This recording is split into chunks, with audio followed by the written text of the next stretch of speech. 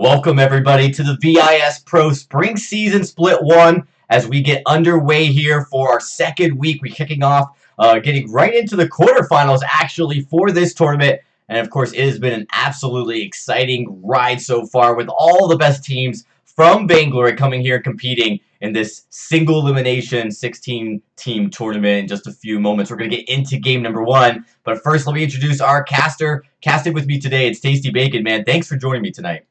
Yeah, absolutely. Thanks for having me. Looking forward to it.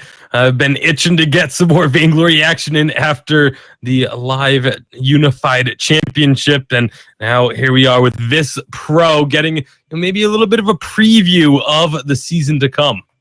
Yeah, I mean, definitely from a roster perspective, there are a lot of exciting changes as we get into the lineup of matches that we have today. I mean, today is definitely going to be just jam-packed with exciting lineups and some team changes that maybe you guys haven't seen too much of yet, because there are some a lot of major switch arounds. And Tasty, wait till you get a load of some of the changes. It's probably going to blow your mind too. Starting off today, we are going to be getting into Cloud9 versus Necrolite. Now, we are in the quarterfinals. The top 8 teams have basically made it through the round of 16. They've gotten to this point. And the competition, man, is really going to start to heat up, Tasty. Cloud9 versus Necrolite, a great example of that, because Necrolite, although they're not a VG8-bound team, they are that team that in the Challengers was literally on the cups of making it to VG8 or making it into the Challenge Battles both splits. They actually made it into the Challenge Battles and were one of the few teams that didn't get it into the Vainglory 8. And they're going up against the Vainglory 8 powerhouse here in Cloud9. But there's an interesting change here, Tasty, is substituting in for Gabe Vizzle tonight. It's going to be actually Vanes playing with Old School and I Love Joseph.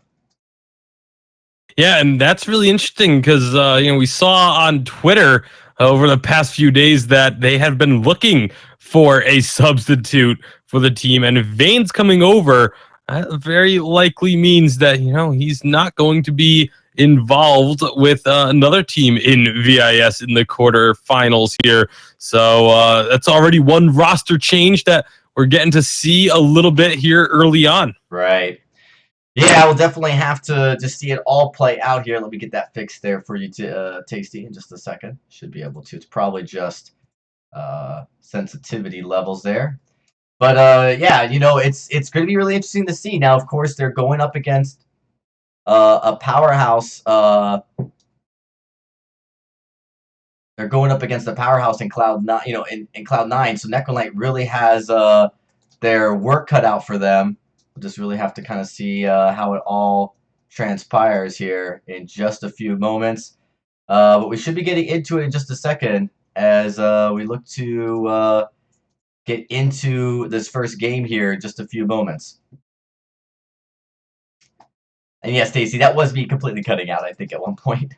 But we should be back and ready to go, and we're getting ready. So just a few notes here about VISPRO. For all of you guys who may be tuning in for the first time here, seeing for this split, we are still in the spring season. This is still on update 2.4, which is the same update used during the Spring Invitational Unified Championship.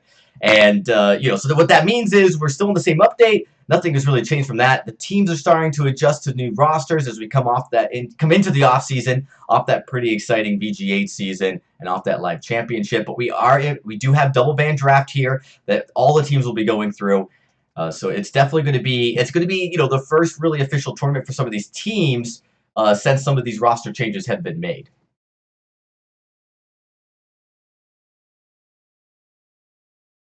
I think we're just really, at this point, waiting to get everybody in here and get started. Yeah, as soon as this draft gets underway, we'll be able to kick things off, start talking about it. For those of you, I'm not sure if you actually mentioned this, but we are playing on patch 2.4. We're on the tournament build. So even though 2.5 just came out today, unfortunately, we don't want the players to have to try and adjust to a new patch in a competitive event like this the day that it came out. So we're not going to be getting to see 2.5 gameplay here in VIS just yet, but it will be coming shortly. Will be your first chance to see competitive 2.5 gameplay. Will be here on VISPRO. So you do want to make sure you tune in, not just today, but also for days in the future, and see when we're going to have some of that new exciting 2.5 meta. Yeah, absolutely. It's probably not going to be happening here in this first split tournament. The second split, though, is right around the corner. In fact, registration is live on Twitter now. So make sure you guys go and register. Split number 2, it's starting next week, and that will be on the new update. It will be the first tournament on 2.5, and that is going to be its own set of exciting changes. I'm already starting to see professional players talk about some meta shifts. Of course, Tasty, you always know that the first few shifts in meta usually dissipate very quickly, right? A few heroes spike up as seem really strong until players figure out how to counter it, and then things start to settle down during the end of the patch. Yeah, you always have, I like to call the first week or two of a new patch the theory crafted meta, because that's when people look at the patch notes and say, okay, this looks really strong. And so then they just spam nothing but that because it looks really strong, so they make it really strong. And then people start to figure out, okay, then that's what looks strong off the bat. How do we deal with it? And then that always sort of seems to be what becomes the actual meta of the patch. It's really interesting to watch the meta shift and evolve over its lifespan. But again, that's a conversation for another day, because we are still on the 2.4 meta, which means we can expect to see maybe a little some crystal power mages started to make a lot of prevalence towards the end of the season.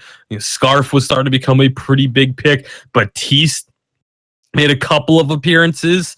Kashka, a lot of crystal power heroes were still actually quite strong, but it was all about Gwen and Vox in the lane for the most part. Yeah.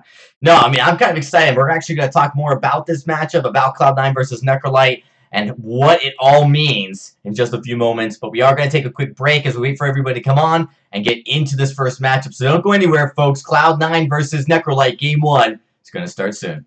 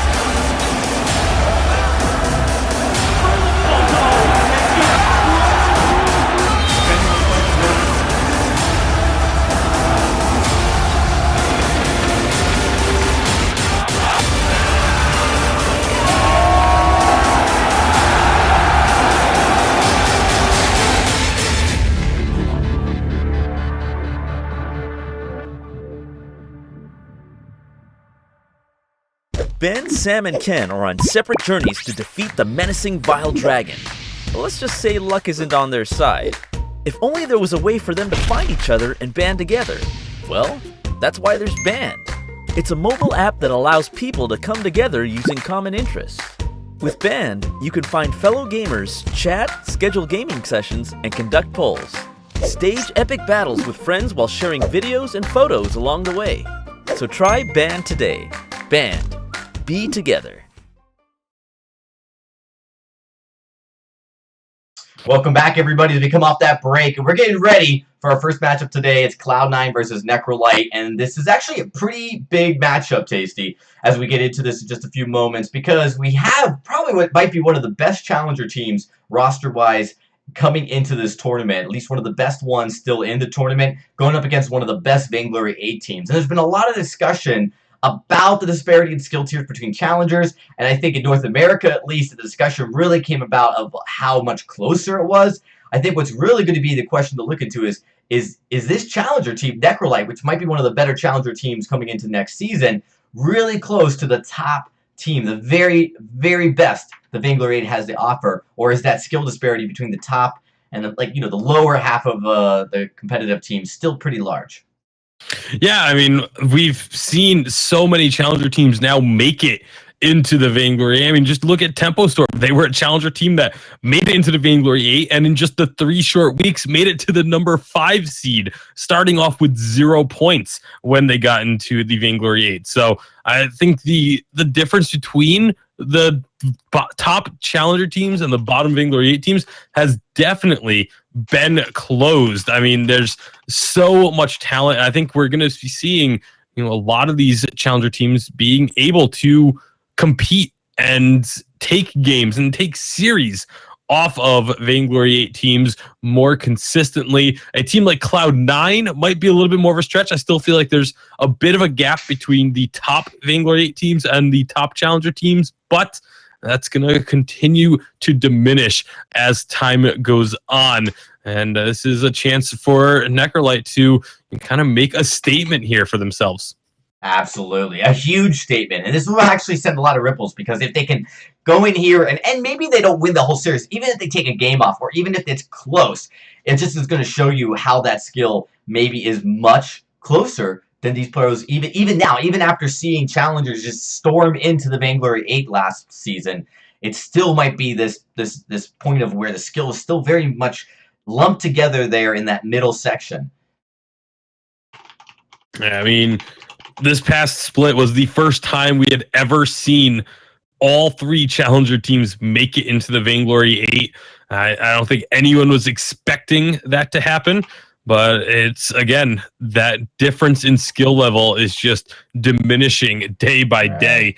And so, again, Necrolite, it's still a tough task because Cloud9 is the current Western champion, just had impeccable performance against everyone else in the West. But again, like we said, it's a chance for Necrolite to make a statement and kind of get a feel for where they stand against one of the best teams in all of Vainglory. Yeah, absolutely. So we're about ready. It looks like we're ready. B-sides connected. I think we're ready to start the draft. So let's get right into it, as we're going to get in draft number 1 of this game. This one is going to be one I think a lot of people are going to be paying quite a bit of attention to here. For everyone tuned in, this is VISPRO. This is kind of like, off-season tournament that takes place here at the VIS desk. So it's going to be pretty hotly contested, but it looks like everyone's in, ready to go, and the game has started. Cloud9 actually taking a little bit of time, already going into their bonus time. There might be an issue. We're going to take a quick check on this real quick, everybody. So we want to make sure everybody gets in. The draft begins. And is ready to go.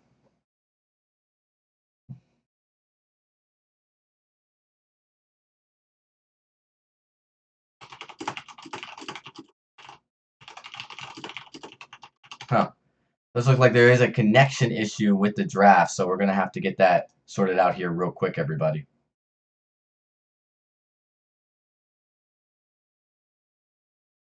All right, there we go. Disconnect. There we go. This should be able to get in real quickly. The draft begins.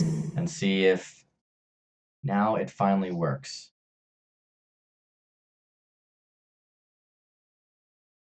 All right, Tasty. So as we get into this draft here in just a few seconds, let's talk a little bit about, you see Lyra coming off the board right away as we finally get the draft connected and back into here, and Adagio. So both healers taken out. Now we saw the healers become back into like the meta during the live championship. Let's talk a little bit about that.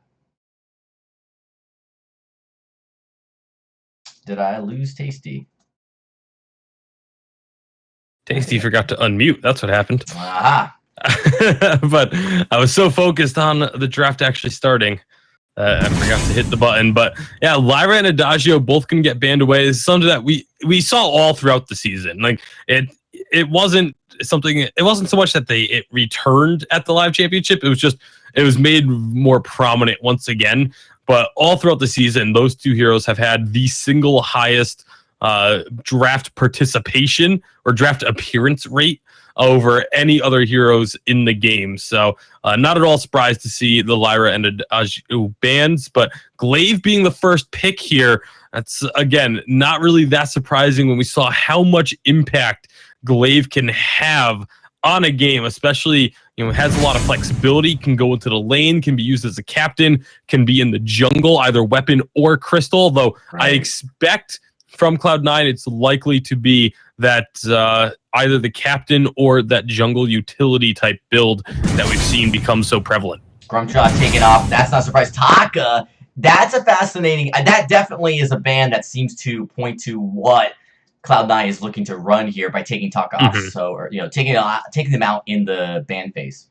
Yeah, very likely means they're going to be looking to run a Samuel. Glaive and Taka are the two big counters to Samuel, and you got to figure that Necrolite knows this. Maybe they're going to be thinking of it themselves, but they want to prioritize the lane. They go ahead and grab that Gwen. I like the Gwen pickup here, but again, this is such an obvious Samuel draft for the side of Cloud9 that you kind of have to be worried a little bit that Necrolite are just going to let it go through. Well, maybe Samuel or Celeste. We've seen a lot of Celeste play kind of come into prominence here over the last few weeks in 2.4.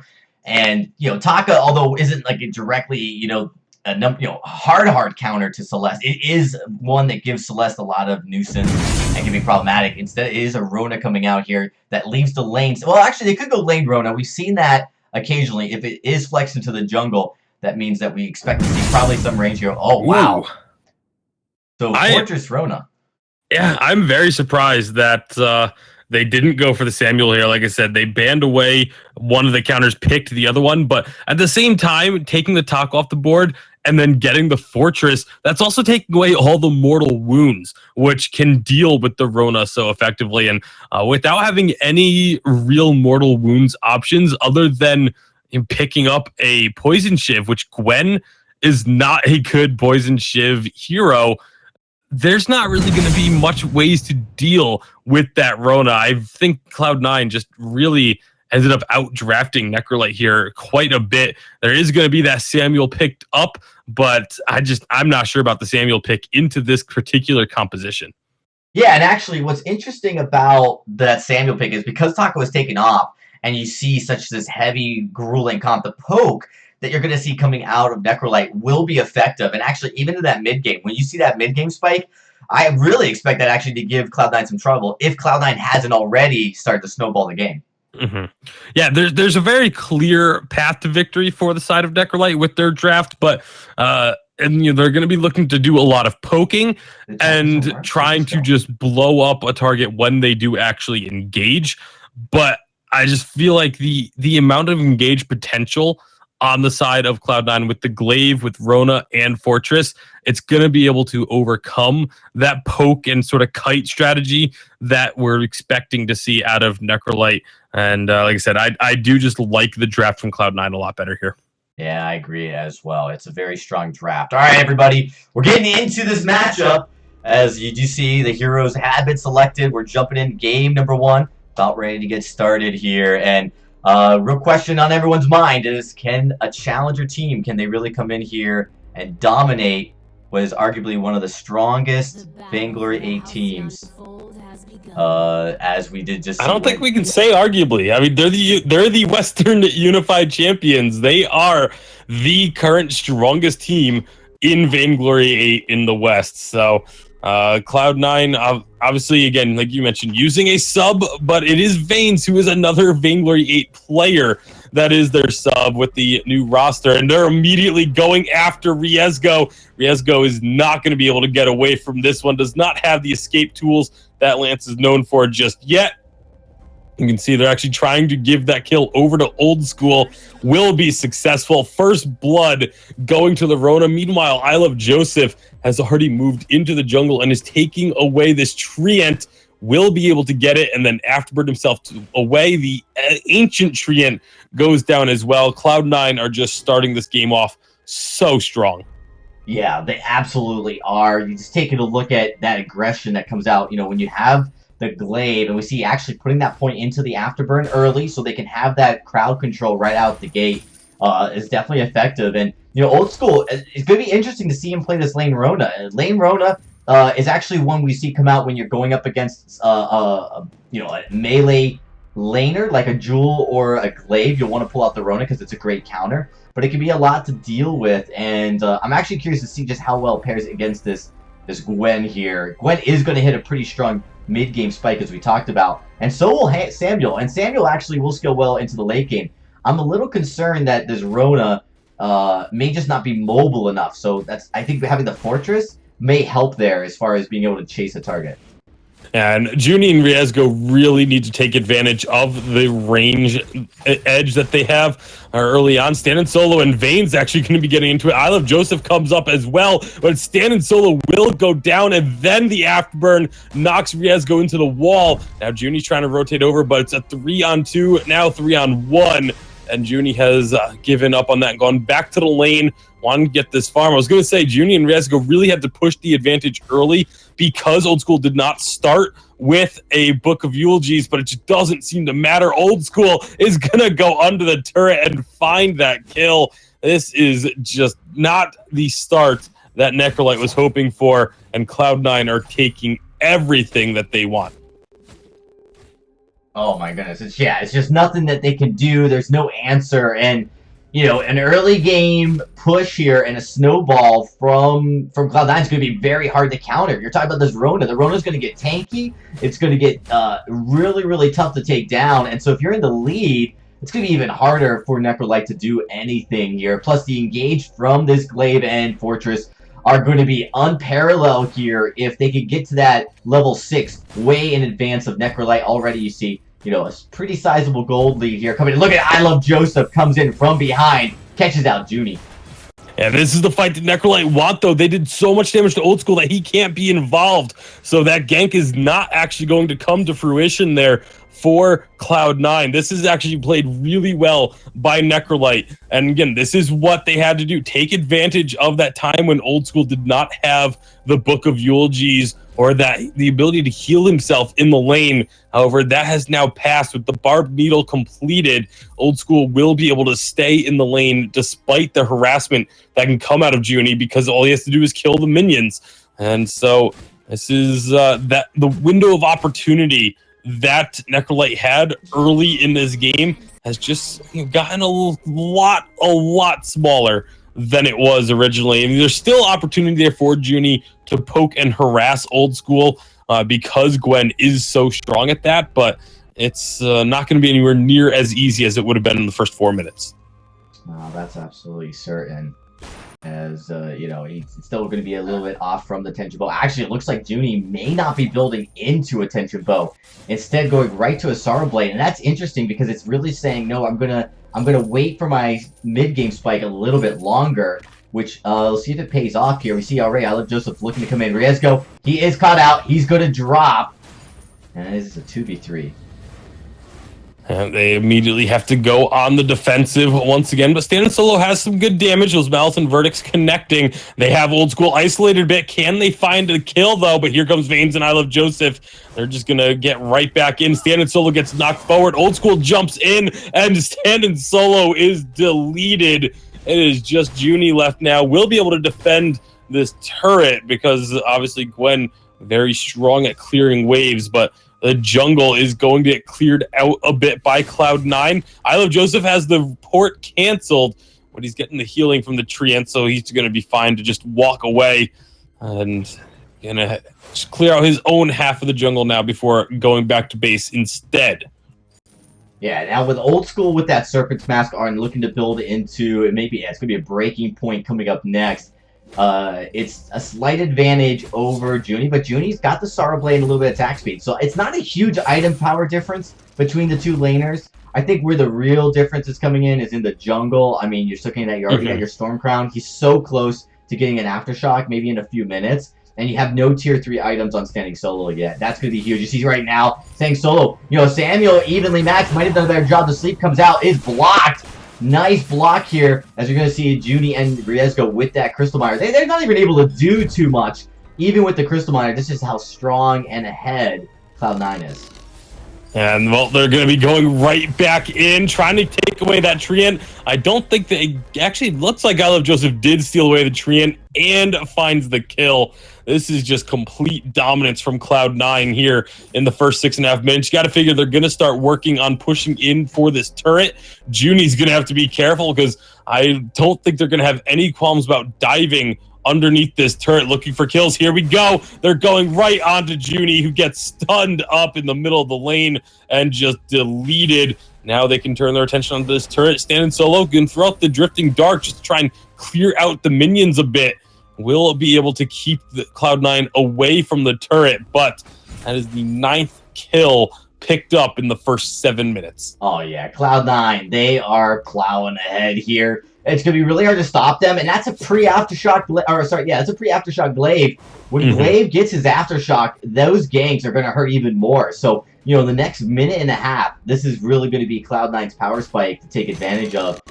Junie, going for that Sorrow Blade, it does mean that he's going to build up a pretty solid sustain. He's got that infusion ready to go, but there's the aftershock coming out. I Love Joseph. He's taken a little bit of damage, but he is able to get out since, you know, Old School was up in the lane. You know, I think this is, you know, Junie and company, man, they got to be kind of careful. They're behind in itemization power. It's almost like they just need to wait a few more minutes because Junie ended up going with the Sorrow Blade. There's really not a rush to try to engage early and win those fights.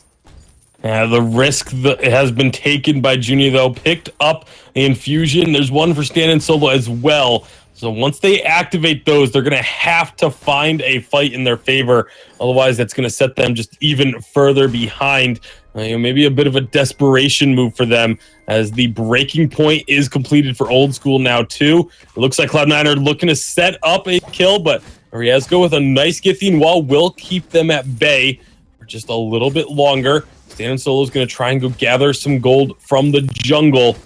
And all members of Cloud9 looking like they are poised and ready to go into this turret. Another Githyan wall will keep them at bay again, but not for long. The turret already down. I Love Joseph goes in, but he's getting dropped very low. He's still going to stay alive. Old School finds the kill on the Junie. The Oblivion will come out. Does get blocked by one, but it doesn't matter because that is going to be another kill. They think about going after Riezgo underneath the turret, but choose better of it and instead back out, looking for now perhaps a gold miner. This is going to be a immense gold payout collected unless Riezgo can make a heroic play, but it's going to be risky. He's coming in and looking like he wants to go for it. Is a little bit late in getting in there. Does Githyan wall for a stun, but gets the afterburn himself and dropped. Not an ace, but still all three members getting killed in succession. And again, that immense gold payout and a turret going over. Cloud9 starting to run away with this. Oh, man. And Necrolite, huge disadvantage with the way they ended up utilizing those infusions. They really needed to engage. They need to be the aggressors. You need to see an Impale with a Githyan wall, stun them up, and start laying out some damage so they have the advantage. Instead, they are the ones getting aggressed on. They end up popping their fusions while they're being deleted. Their health bar's dropping. Lost Dragonborn there. Yeah, I'm still here. I think, yeah, everyone else can hear me. I do apologize. Not sure if that's his end or mine. Yeah, it is interesting. I mean, it shows it's connected on my end, Tasty. So, I should be okay. Let me just reconnect here and get back in. All right, you should be able to hear me now. That's interesting. Little bug there. Yep. Sounds like a different microphone, but sounds much actually like a better microphone. It's the same, but we're getting back into this. Hey, as I was saying, though, Tasty, was because they didn't use their infusions as an aggressor, like, they ended up playing defensively, and they ended up popping their infusions after they had been engaged upon. It really eliminated the advantage of having that, you know, that power spike that you would bring by popping those infusions after you're the ones doing the engagement. Big deal, big difference. That's another big engagement. The Oblivion is big, but is it going to be enough? A nice Drifting Dark backwards. Old School just jumps right on in, though. Doesn't even care. Standing solo, trying to survive. He's on so little health. One more jump forward will take him down. Old School and the rest of Cloud9, even with a minion-candied sentry, are taking it to the members of Necrolite, finding a second kill as Riezgo goes down. Meanwhile, Old School is just chasing down the sentry, while Vanes tries to make sure he leads it on a wild goose chase. Sentry is eventually defeated, and that looked like one of the best opportunities for Necrolite there, and they were still unable to capitalize. Yeah, I mean, it's just too hard. Old School goes in, he has no fear. The Oblivion, the Drifting Darkness, the Oblivions, all of it starts coming out, trying to slow him down, trying to stop him, but you know, he's got that Aegis. He's able to get away from a lot. There's a Crucible built by Bane, so a lot of counter to the crowd control that might come out. we did see, like you said, a good engagement with that Githyan wall paired up with that Aces High. But at that point, they were already trying to keep Standing Solo alive. You know, he almost needs, and he doesn't have that Eve of Harvest yet, too. They really need to be the ones aggressing if they're going to get caught in that situation. Instead, they're playing from behind right out the gate with those fights, taking too much damage, and it was close. But if they're the ones getting engaged upon, especially until there's, you know, not more lifesteal built onto Standing Solo, it's going to be really hard for them to win those fights.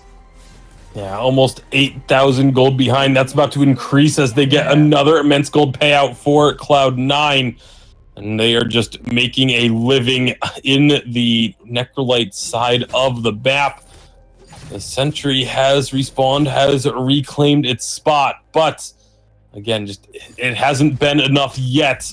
And I don't see it being enough now. 12.5 minutes. This is Cloud9 charging in. They get actually stunned up underneath the turret. A nice route there. This is a nice opportunity. There's going to be an Oblivion, but it gets blocked. Can they find any kills? The turret goes down, and Necrolite are on the retreat. Another big Githyan wall stun from Riezgo, but they're just unable to capitalize on these opportunities that are being afforded them. Necrolite still trying to chase this down. They have I Love Joseph low. Veins is low, but they jump back in. The big red mist from Rona blows up Junie, and somehow this is going to turn into a fight for Cloud9. An ace for 0 going their way.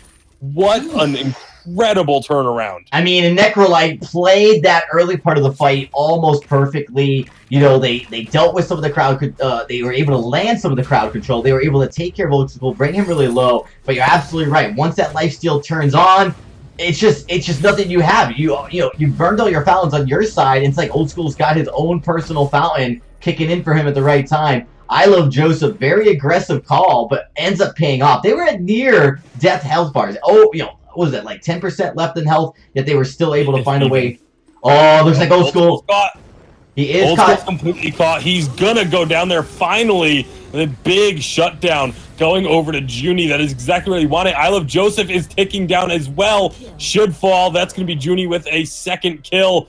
Can they find this ace? No, Veins is a little bit too far away, but that's a lot of gold. Junie just picked up about 2,000 gold off of those 2 kills. So, I mean, it's not going to be getting them even in this game by a long stretch, but it's still an opportunity now, perhaps, to get a few more items under the belt. They are going to go for the Poison Shiv on the Gwen, and is not a conventional Gwen item, as obviously, you know, she's not normally known for getting a ton of basic attacks out, but against Old School, with the amount of healing he has, they need that moral wound just to try and slow it down. Here we go. Old School's jumping onto Junie again, finding a target. Nice Oblivion is going to be blocked along with the Aces High. That is devastating for Necrolite, but they're going to be turning this fight back onto Veins. There's no I Love Joseph here. This is a 3-on-2 opportunity for them. Standing Solo is going to get kited out. Here comes I Love Joseph now. Going to try and make something happen. A big stun on Standing Solo. Lots of damage, but the Drifting Dark will keep him alive for a little bit longer, and they can retreat back into their base. Necrolite just hanging on by a thread at this point. Yeah, and that was really more Cloud9 being over-aggressive with a man out of the fight than it was really Necrolite playing that well. I mean, they were basically 2v3ing and almost being successful at it. They're going to get this Crystal Miner, and now there's going to be another engage. Cloud9 should not engage here. They're definitely down. They don't have that fountain up. They've got a Crucible. But this is absolutely a fight that goes in favor of Necrolite if played correctly. Wow, but look at that. There's just nothing stopping Old School's Rona right now. Yeah, they're able to get Standing Solo isolated there. Junie, you don't want to try and recall. That is a bad spot to be. Old School says thank you very much. And now Riezgo is going to be able to get out of here alive. At least prevents the ace. But meanwhile, I Love Joseph trying to push these minions in onto these final 2 turrets. He's looking for an opportunity. He's going to actually have to try and run so he can recall down at the bottom of the base. Meanwhile, here comes the rest of Cloud9. I'm actually almost a little bit surprised that they didn't call for I Love Joseph to cancel his recall there if they were going to try and push aggressively. But again, Necrolite will stave off the pressure for now. But how long can they keep this up? Man, 2v3 and they weren't able to find a kill. It seems so bleak. They got that spike in their items because of those bounties on the kill, which really helped them. But it doesn't seem like there's any way that they can pull out of this hole unless they keep this game stalled even longer. They'd have to stall it for another 3 or 4 minutes easily, with only 2 turrets left. Yeah. Kraken's up, and this is actually, I'm surprised Cloud9 just start Kraken, because there's just no, here they're going to start it right now. Speaking of it, yeah, but now here comes Necrolite, gonna try and just dissuade that Kraken start. Cloud9 wants to fight though, so this is perfect opportunity to get right on top. Oh, jumping over the wall, nice fight engage. It's gonna be Oblivion just stalling them out a little bit. Junie is able to survive and get out of dodge for now. Will it be enough? Stand solo with a lot of damage being done, but Junie gets blown up. Stand solo has a chance here with the Crystal Sentry, but there goes Riezgo, and now Stand solo is a sitting duck. That is the ace for Cloud9. The Crystal Sentry will be eliminated, and Cloud9 is just going to jump over the wall and look for an opportunity to end this game, perhaps. Although I love Joseph, pulling the trigger a little early there. The rest of the team decides that they aren't actually ready to end this, as they're going to go back off. Old School just clearing out the jungle. Now they start up the Kraken. Meanwhile, I love Joseph still in the base, waiting for the ace buff minions to give him a way out. And a little bit of time waste, a little bit of showmanship perhaps there from Cloud9, as the Kraken is being worked on by Veins and Old School. This will be going over to Cloud9, and very likely will be the end of the game when they go to push in with this. Yeah, there's really nothing Necrolite can do at this point. This would be a really hard Kraken to defend, even if they had that last lane turret in place. And with none of those turrets in the lane, it's just the 2 crystal turrets. You're really looking at Cloud9 taking this game, and their push composition, their ability to actually counter the crowd control and inflict their own has just been incredible. I'm actually surprised that we haven't seen Riezgo try to get maybe a no wave gauntlet, because they've not been able to land the Oblivions. They've not been able to land even most of the stuns. It's been so problematic. Here comes I Love Joseph. Maybe a little bit too cheeky, as he's going to keep rotating down below these turrets. I don't know why he keeps going there. But they're going to push with Kraken regardless, and looking very close as Ace High misses to try to close this game out. Yeah, and now I Love Joseph can make his way in from the backside again as Kraken gets onto these turrets.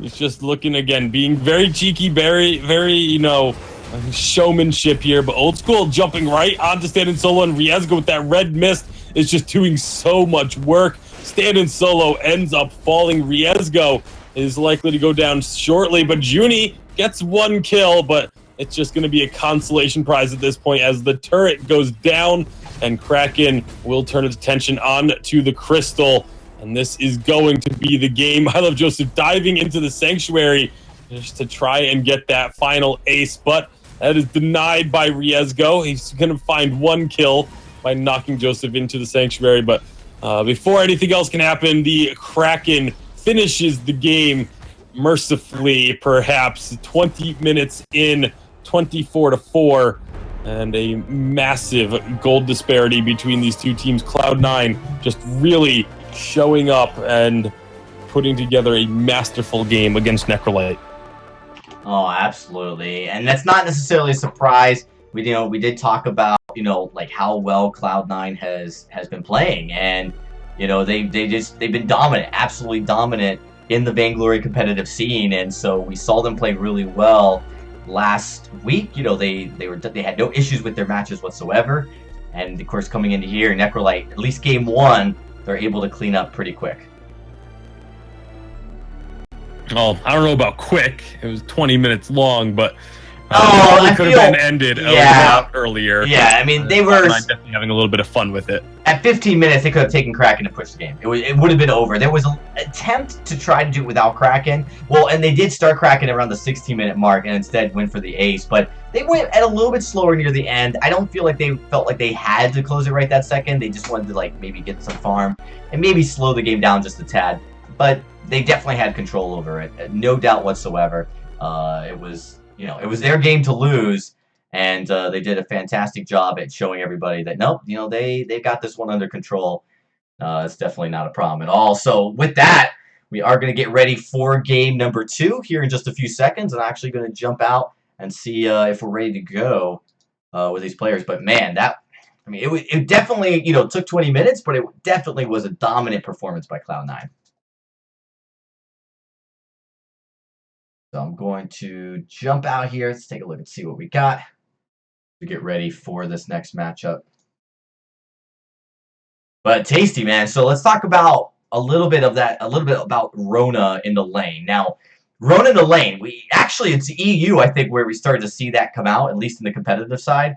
And it seems like, once you get to that point where you've got that Serpent's Mask, it's just really hard to take you down. And they seem to, with these lower range heroes, unless you're going up against an Adagio, it seems like it handles these range heroes in the lane just fine. Yeah, I mean, the melee heroes in the lane have been able to do well against range heroes for quite some time. Like I say, I found it interesting that Old School started without having the Book of Eulogies. That's typically what allows a melee hero to deal with a ranged hero in lane, but wasn't necessary. Like I said, was able to survive the first 4 minutes. I still really feel like Necrolite should have been putting pressure on that first 4 minutes, trying to take advantage of that. You can open up your scoreboard and see what your opponent started with. As soon as they saw there was no Book of Eulogies on Rona, they should have been trying to abuse the range advantage of a Gwen Lance and just put him out of the game early on, but it didn't happen. Old School was able to safely farm through the first 4 minutes, then went back, got the lifesteal, and from there it just felt like the game was kind of over. Yeah, you're right, and that's interesting that they weren't able to abuse it. We did see them at one point take Old School down really low, but they weren't able to get the kill from that, and they did push up that turret a little bit, and we actually saw, it was probably the only point in the game where it felt like Necrolite had a little bit of control over the lane, and they were the ones aggressing at an objective. But after that moment, once Old School built that first tier 3 item, it was just seemed like the game was over. It seemed like nothing Necrolite could do, and they ended up losing the game ultimately. Like right after that, just fight after fight was not going their way. So, I mean, I think we're getting ready for the draft number 2 here in just a few moments. As we wait for everyone, it looks like we are in. Everyone's connected. So, I think, Tasty, we are ready to get into it. Let's see what we got. The draft begins. All right, everybody. So, as we get ready, draft number 2 is now underway. As we look to jump in, what really could Necrolite do here, Tasty, to start shifting this game back in their side? I feel like they kind of got tricked into drafting what they drafted. Like, they took the taco away, which was kind of a way of tempting, hey, you can take Samuel for one. But it felt like they were ready to counter that, and Necrolite really didn't have an answer after that Rona was picked. Yeah, like I said, it was a very smart draft from Cloud9 that was able to secure them a composition that, again, they felt like just there wasn't going to be an answer for that Rona, and that's essentially what ended up happening. All right, now it's going to be the Glaive banned away by the side of Necrolite, and I feel like that's a really smart ban. It's just such a strong pick on the 2.4 patch, and so it is going to be the Lyra taken away by Cloud9. So leaves the Adagio open, which I really feel like if you're up against Cloud9, you have to either ban or take that hero away. So Necrolite, I would expect Adagio to come out here, otherwise they are just asking for trouble. Yeah, this is interesting. Yeah, they are going to take it because obviously Cloud9, probably more than any other team, can flex that Adagio better than anyone. I mean, you've got Old School, which is one of the best Adagio players in all of Vainglory. I mean, he's been known to be a top-tier Adagio and play it longer and more often than most players, regardless of the meta. So, giving him that option would have been really disastrous. And I think now with Cloud9, you could go more conventional. You could pick up a Gwen here or a weapon laner, and then you could get back into it. So, why did you say mute? Is it not working? Oh, I don't think so. Anyway, so we should be getting in here. Tasty, what do you think, man? What could they pick here? I mean, they have so many options. There's still so many picks that are very strong. Grumpjaw being available could be an option. They could go for something that's a direct counter to, or that can deal with a Adagio, something that can go for a Poison Shiv, and Vox fits that bill quite well himself. We saw, especially towards the end of 2.4, a lot of the Vox builds were actually incorporating the Poison Shiv. It's a really strong vessel for applying that mortal wounds, because every third attack, and when you use that sonic zoom, that counts as 2 attacks. So that's 2/3 of the way towards having a mortal wounds application. So it can deal with that healing coming out of Adagio very, very strongly. Grumpjaw gets banned on B side again. So that's the second straight B side ban for the second ban for Grumpjaw. And now what we did see, Lance is taken away. I actually really love the Lance ban here because of just how strong he is and giving Vanes the ability to direct the game. If anything, I'd say one of the strong points of Necrolight's game was Riezgo's Lance play. It was very strong. A lot of getting walls, very effective. Instead, Vanes opting for the Fortress again. And this is something we have not seen a lot of Fortress played competitively, and this is the second game in a row Vanes is picking it up. All right, so with this selection, with the Fortress coming through, again, applies mortal wounds. It allows you to get into fights very easily with the, marking a target and giving all your allies extra movement speed, extra life steal. Goes very well with potential Poison Shiv build on the Vox. It's a really strong pick. I'm happy to see Fortress getting a lot of play, but Finn gonna come out here for Necrolight. You're opting to say, okay, you want to go for an heavy engage comp. We're just going to beef up and make things very difficult for you to find kills. Now, I'm curious if Necrolight will take Taka, if only to keep it away from I Love Joseph. And, I Love Joseph, a fantastic Taka player, but then that would give them 2 Mortal Wound heroes to go into this Adagio, which would really be a very effective composition, especially when you've got that Vox up in the lane. So I'm curious, if in this point, do you take the Taka away so you don't give it to them? Or do you just assume, we can counter the Taka? Instead, going with the Idris. Idris, a very unique hero as far as how he scales, because he really has so much more mobility into the later game. So Idris and Ozo gonna come out. It's always gonna be a fun time when Ozo is on the fold. But Ozo and Idris, 2 of, I think, the most fun heroes to watch be played at a high level.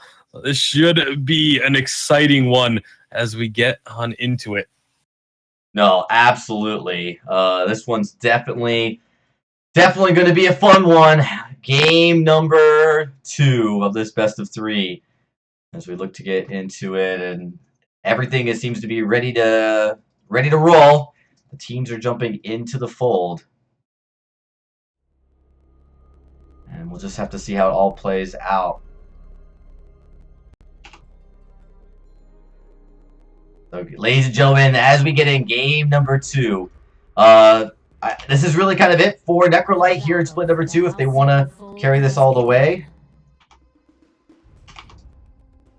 We'll have to wait and see. As I just take care. Underway with this game, like you mentioned, game number 2, and potentially could be one of the last 4 Necrolight in VISPRO for this split. Already, you can see Cloud9 being very aggressive, going for a full jungle invade. They're going to find Standard Solo on his own in the jungle. I don't know if they're going to have enough to look for a kill, but I don't think they really care about that first blood, because they are going to be stealing away almost the entirety of this jungle. It will be the entirety of the jungle as Ultimate finds that last Treant, and now they almost have the kill as well.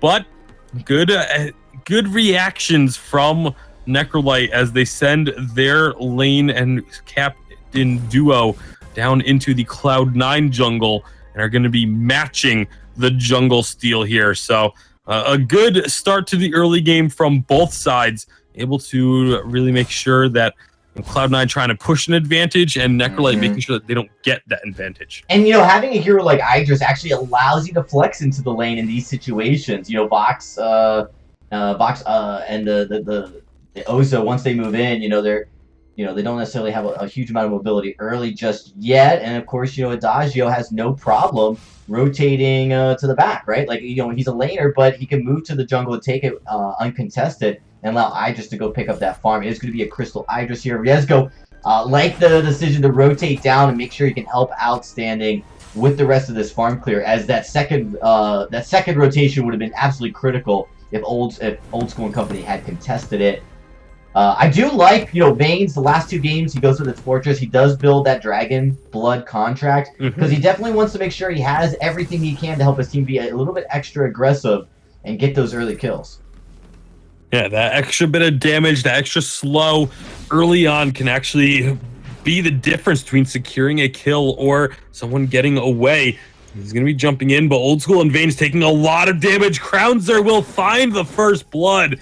Excellent work by the Adagio. And I think that's something we didn't really touch on too much, is the fact that Crownzer is playing this game for Necrolite, was not playing in game number 1. So making that swap, and it's paying off here early on because Crownzer able to find that first kill and putting some pressure onto Old School here in the lane as well, and go under the turret looking for this kill, but not quite able to find it. However, that could force Old School back to base shortly, which can really hurt his CS totals if they push this advantage. Old School's going to try and stick around, being very greedy here, but thankfully for him, not going to have to pay for it. Yeah, I mean, it's just too early. Under turret, they're going to take too much damage if they try to dive. So I think Old School knows that they can't officially dive, even with the Finn, to tank up some of those shots because of just how little defense they all have. That first rotation, neither of them had ported back yet to buy up more defensive items. So not necessarily a surprise there. Plus, Vayne's doing a good job. He's got that slow with that Dragon Blood. If he procs that and you get attack on it, it's going to slow you down a little bit. Makes escaping under that turret just a little bit harder. As we do see I Love Joseph rotating up here with Vayne's and Old School, looking to make sure they can secure this top lane. All right, and something else we need to touch on is the build now coming through from Crownzer. Yeah, it is a weapon Adagio. Actually, wow, I gotta be honest. We mentioned that it was the Crystal Idris, and it just kind of was a forethought of like, oh, okay, it's a weapon laner, not a big surprise, but it's an Adagio weapon laner. Very surprised he is going to go down. Ooh. Yeah, that was an excellent turret dive set up here by Cloud9, and they're going to get a lot out of this one too. A lot of damage going down onto the turret as a result. Sand and Soul is going to try and come up and defend it. Will be successful at pushing them away, but that was a pretty hefty answer there from Cloud9. Oh, I Love Joseph takes a chunk of damage right there. And that's going to be the Crystal Aegis. The Chakram will do a lot of damage, but I don't know if that's going to be enough to make up for having the weapon Adagio. There's a reason why we don't see weapon Adagio very frequently at all. And it's just that, while, yeah, he does get to buff himself, he does do a lot of damage with the basic attacks, you're missing out on so much of his kit. So much of that heal and the ratios on the heal and on the Agent of Wrath buff you're going to be missing out on. You're just relying on the base numbers there. So I'm not 100% on board with the weapon Adagio build path. We'll see how it works out for Necrolite. I applaud them for trying something different and trying to catch Cloud9 off guard. We'll see. Maybe it does work for them, but it would definitely be one of the first times I've seen a weapon Adagio have success in a competitive environment. No, I agree with you, Tasty. It is going to be very risky. We do see Krauser gets engaged upon again. And I Love Joseph, very aggressive. He doesn't have to worry about that Force Accord pulling him back in with some of those engagements. So early game, I feel like they have a little bit more leeway here on Cloud9 to kind of go in and not pay the price. But they don't get anything for it. And that's interesting to note, Tasty, is that the aggression from Cloud9, although it's going to allow them to push into this turret again, probably get the turret, has not been as effective as we saw in game number 1. Yeah, but, and I think part of that is just because of the draft from Necrolite. They drafted a much safer composition that you can't really get engaged on. It's also a lot less crowd control coming out of Cloud9. They don't have the afterburn to reposition a target so that they can blow them up. And so that's going to make it a little bit tougher for them to secure the early kills, but they take down that early turret, and that will get them a bit of a gold lead, but it's actually not much of a gold lead. Despite getting that extra 1,000 gold from picking up a turret, they're only about 500 to 600 gold ahead of Necrolite. So Necrolite's been doing a pretty good job, but this is going to be a bloodbath here, perhaps, as all 6 members are finding each other. It's going to be Necrolite trying to jump out. Riesgo has gone low, uses the fountain to try and stay alive, but here comes those acro bounces, doing a lot of damage in the weapon. Vox, of course, right now doesn't have that stacking, isn't going to be doing a ton of sustained damage, but it's all about some good upfront damage. Crownser will get the ultimate off, will find a stun, but it didn't stun Old School, and he's the one who finds the kill. There's that Crystal Idris, able to find one. Can he find a second? Veins is low, but I Love Joseph takes him out before he can find that second kill, and it ends up being, when all is said and done, a 3-for-1 in favor of Cloud9. I Love Joseph using Riesgo to help him secure that mid-treant. And he's going to get out of dodge using the charm to taunt, just really rubbing it in. Riesgo returning the favor. Neither of these two, they both know that they're not going to be able to find the kill on each other. They're just going to have a little bit of fun while they wait for their teammates, perhaps setting up for another fight. Yeah, Riesgo being a little cheeky there. Nice vision placement by Veins as he starts to keep continuing to aggress into this jungle and push. And that's what Cloud9's got to keep doing, pushing vision control. As you know, they got a turret lead, but they only have 1,000, well, a little bit less than 1,000 gold lead. And that's significant because they were up by 2,000 around the same time. That does give a little bit of a breathing room for Necrolite. You know, they're not completely bagged up and out of this match yet. It's not completely snowballed out of their control. But with this weapon Adagio, I'm really curious to see if they can potentially, you know, win these fights at all. We saw that with the Versa Judgment. There's no damage on this Versa Judgment, so it's really almost a waste. There's the Force to Court, but it's done before he does his Bangarang. I don't know if that was the right call. Well, it doesn't really. It was mostly just to try and save his teammates. You see Riesgo took a ton of damage for that as it pulled I Love Joseph back. Here comes that Bangarang. It is going to go on to Stand Solo, but Stand Solo cancels it with his own ult. That was actually a really nice play, but under the turret, it still doesn't matter. There's that signature Cloud9 aggression and turret dive. They find themselves a kill. Riesgo needs to be careful. They're going to jump right back in onto this Finn. Again, turret doesn't even bother them. They're going to get one kill. That's 2 kills to the turret. Crownser looking for the ace, looking for the triple. Is not going to have the movement speed to get it. Oh, that was so close. This weapon Adagio is packing a punch. That was surprising. I think they maybe weren't expecting, you know, when you play into a Crystal Adagio, you kind of know how much damage you can output within a given time and play into that. But with a weapon, it's more consistent. It's going to be a big chunk of damage every single second that he's doing an auto attack.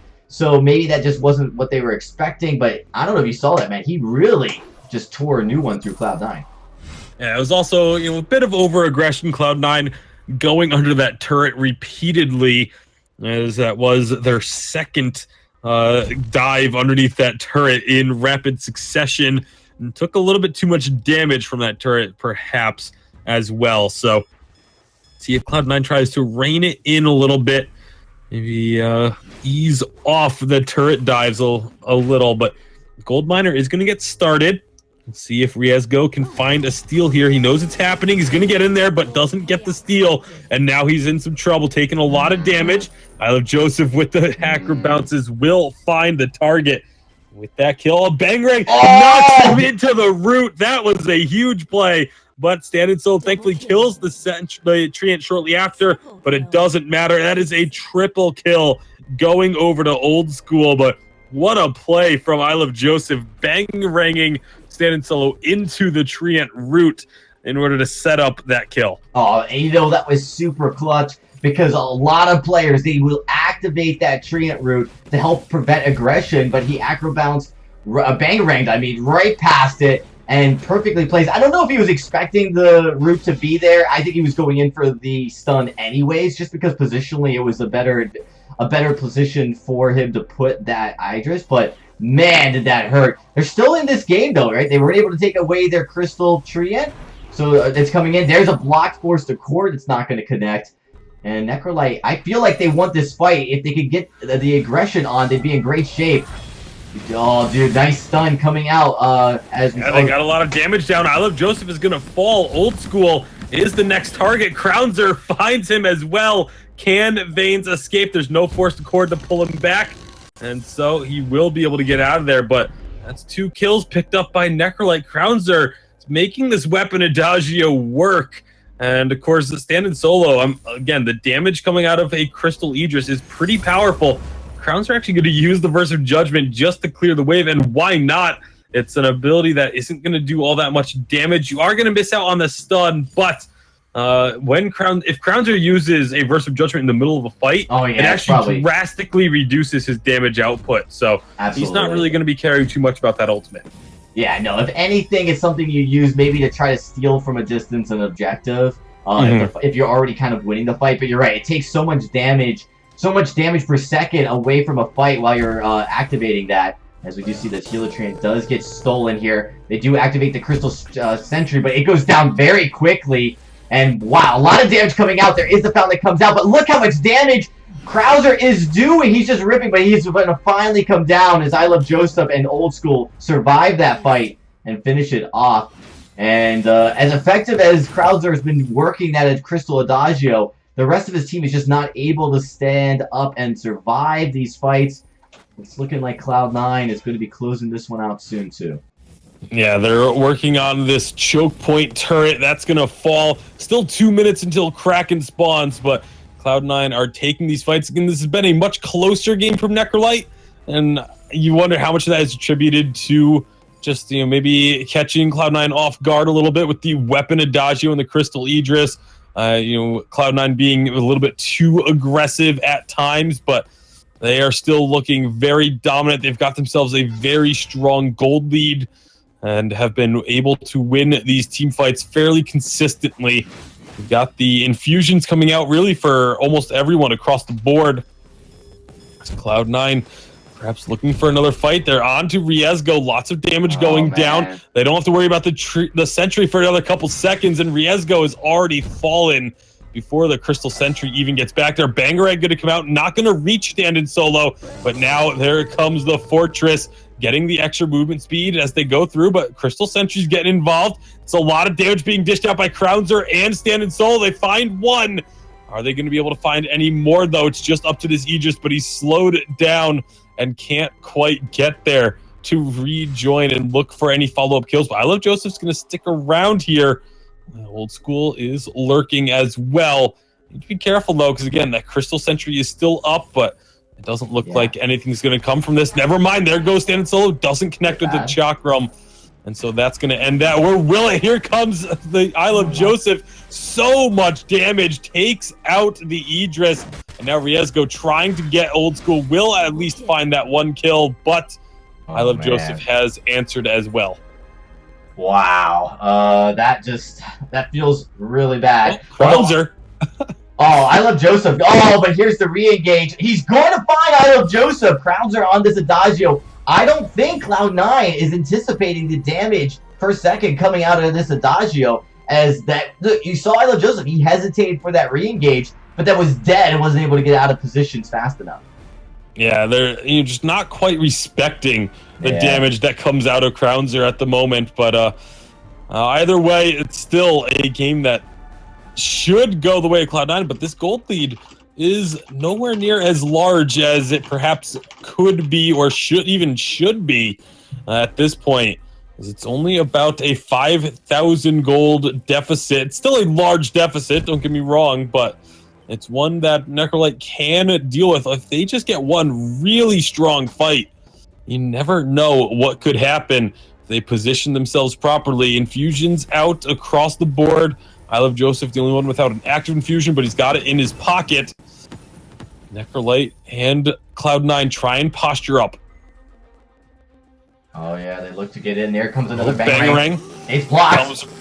It does get blocked. The attack of the pack is out, but that's not doing a whole lot of damage either. However, here comes the re-engage. Burst of Judgment is going to go down, but that's not going to do a whole lot. However, it's a 1-for-1 right now to start. Crystal Sentry is involved with a minion candy, but it doesn't matter as the damage from I Love Joseph's Ozo is just massive. as he finds a double kill onto both Crownzer and Riesgo. He's going to work on this Crystal Sentry. He has it very low. Crystal Sentry took him down low as well. Oh, that was dirty. He actually waited, took damage, and just kind of played chicken with the Crystal Miner. Yeah, does eventually get it taken out, though. 20-12 now in favor of Cloud9. Again, this is starting to look more and more like they will be just closing this one out, but with how quickly Old School can go down in these fights, not really a whole lot of defense, going for the 4 offensive items.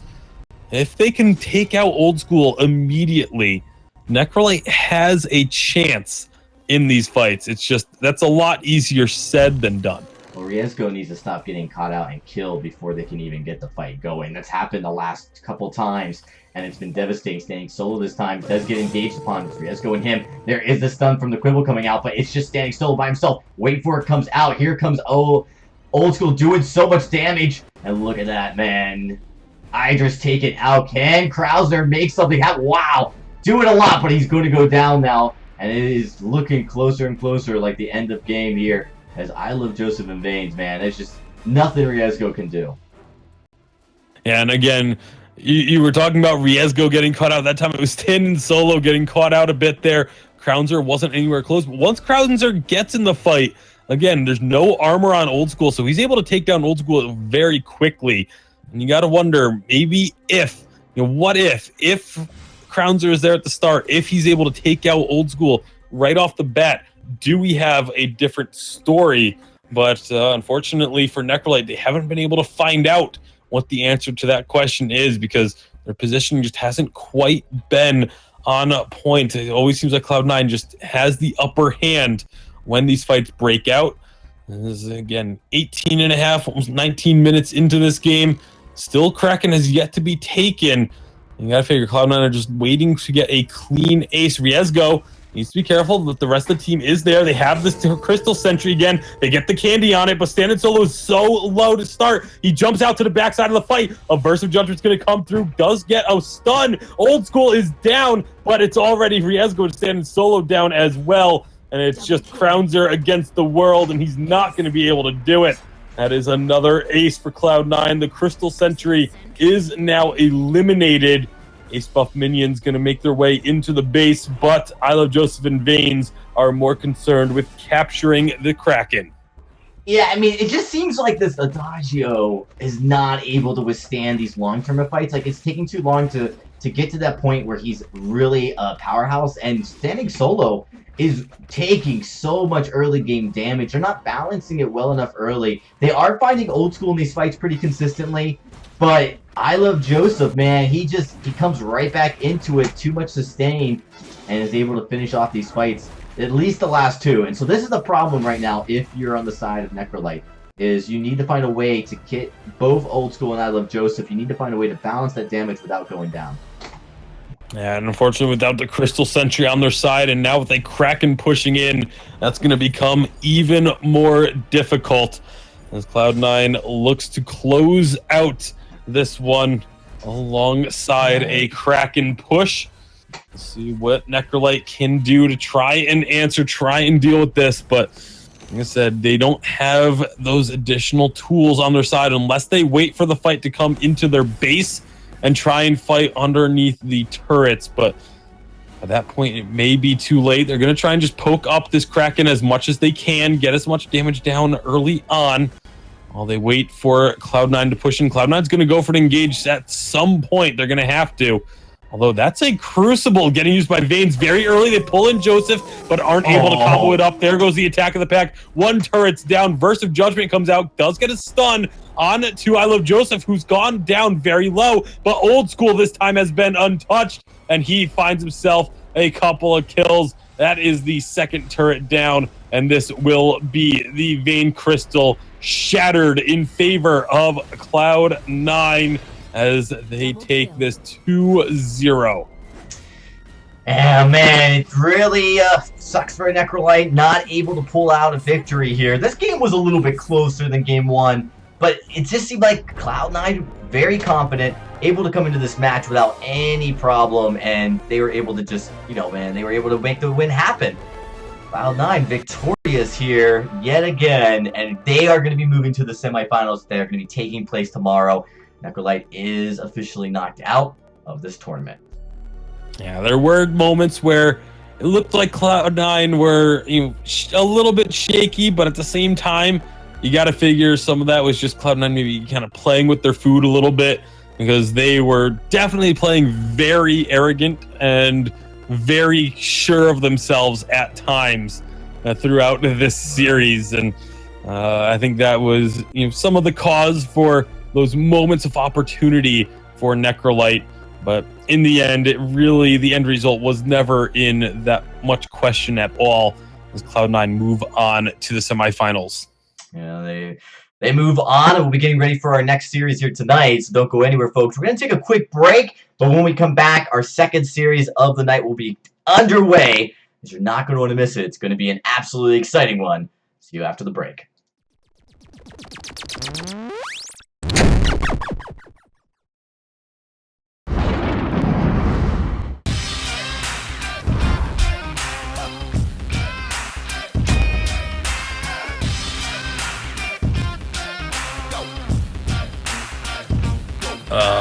Nope.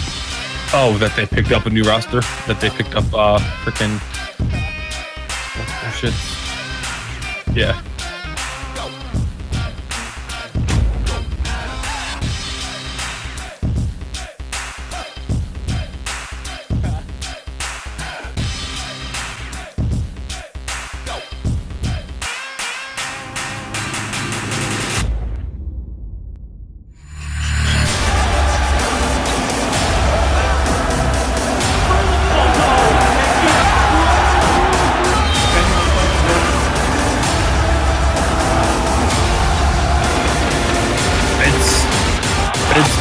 It's weird because, like, at times it sounds like it's literally switching between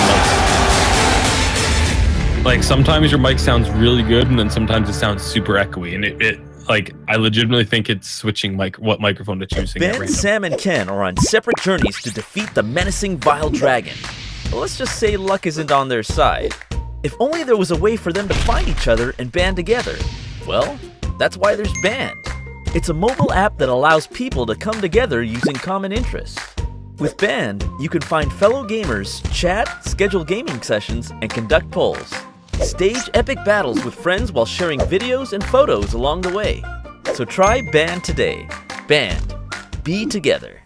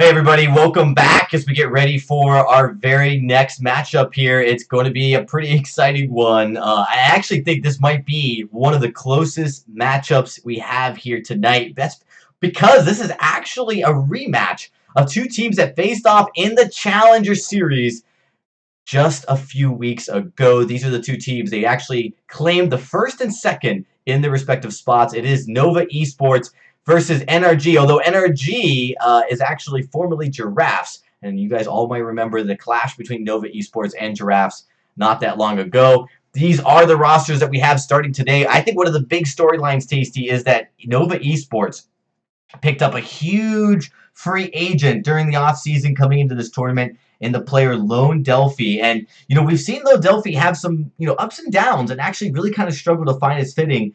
But it feels like just from last week, that Lone Delphi might have found a very strong place here on this team with Truth, Starboy, and Big Dog.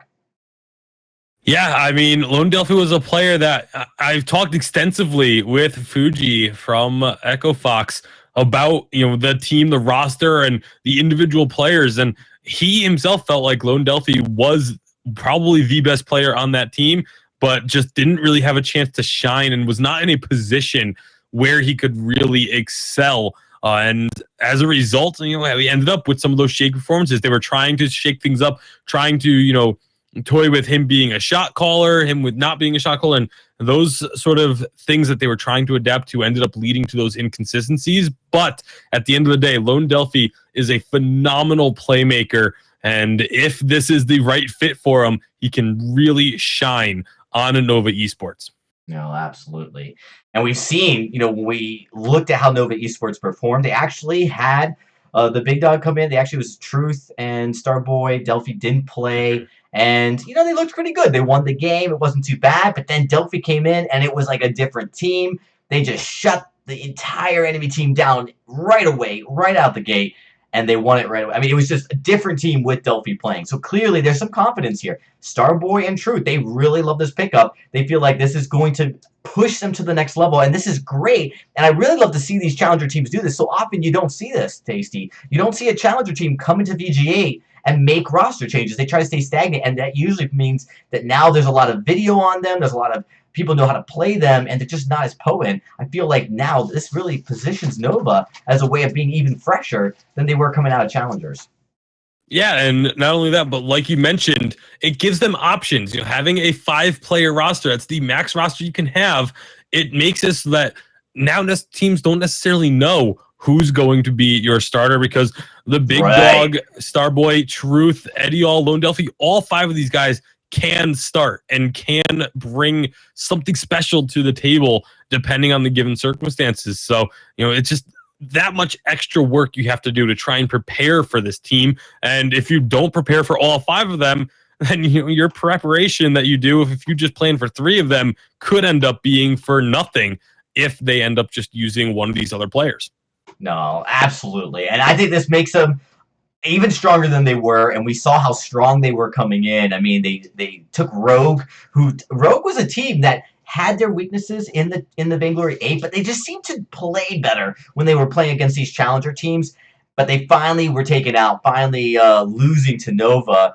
And Nova, it took a few games. It took all 5 of the best of 5, yet they finally found a way to do it in strong fashion, kind of ending on a high note, and then coming in here. I feel like it really positions them well. Now, NRG, this is another team that is going into the Vainglory 8. They did unseat one of those Vainglory 8 teams to get their spot. They were formerly known as Giraffe. Now they're coming in here as NRG, Lightning T, Juan Hernandez, and Bradley. They looking to continue to be that dominant powerhouse that they are. Yep, absolutely. This is a team that has a chance to make a deep run. They want to show what they're made of in the upcoming season. And like you said, both of these teams now, NRG picking up a new lineup. It's going to be a new look for that organization. We'll see if this one works out for them. And Nova Esports, brand new organization into Vainglory, is going to be looking for their making a name for themselves. So this is going to be a fun one for sure.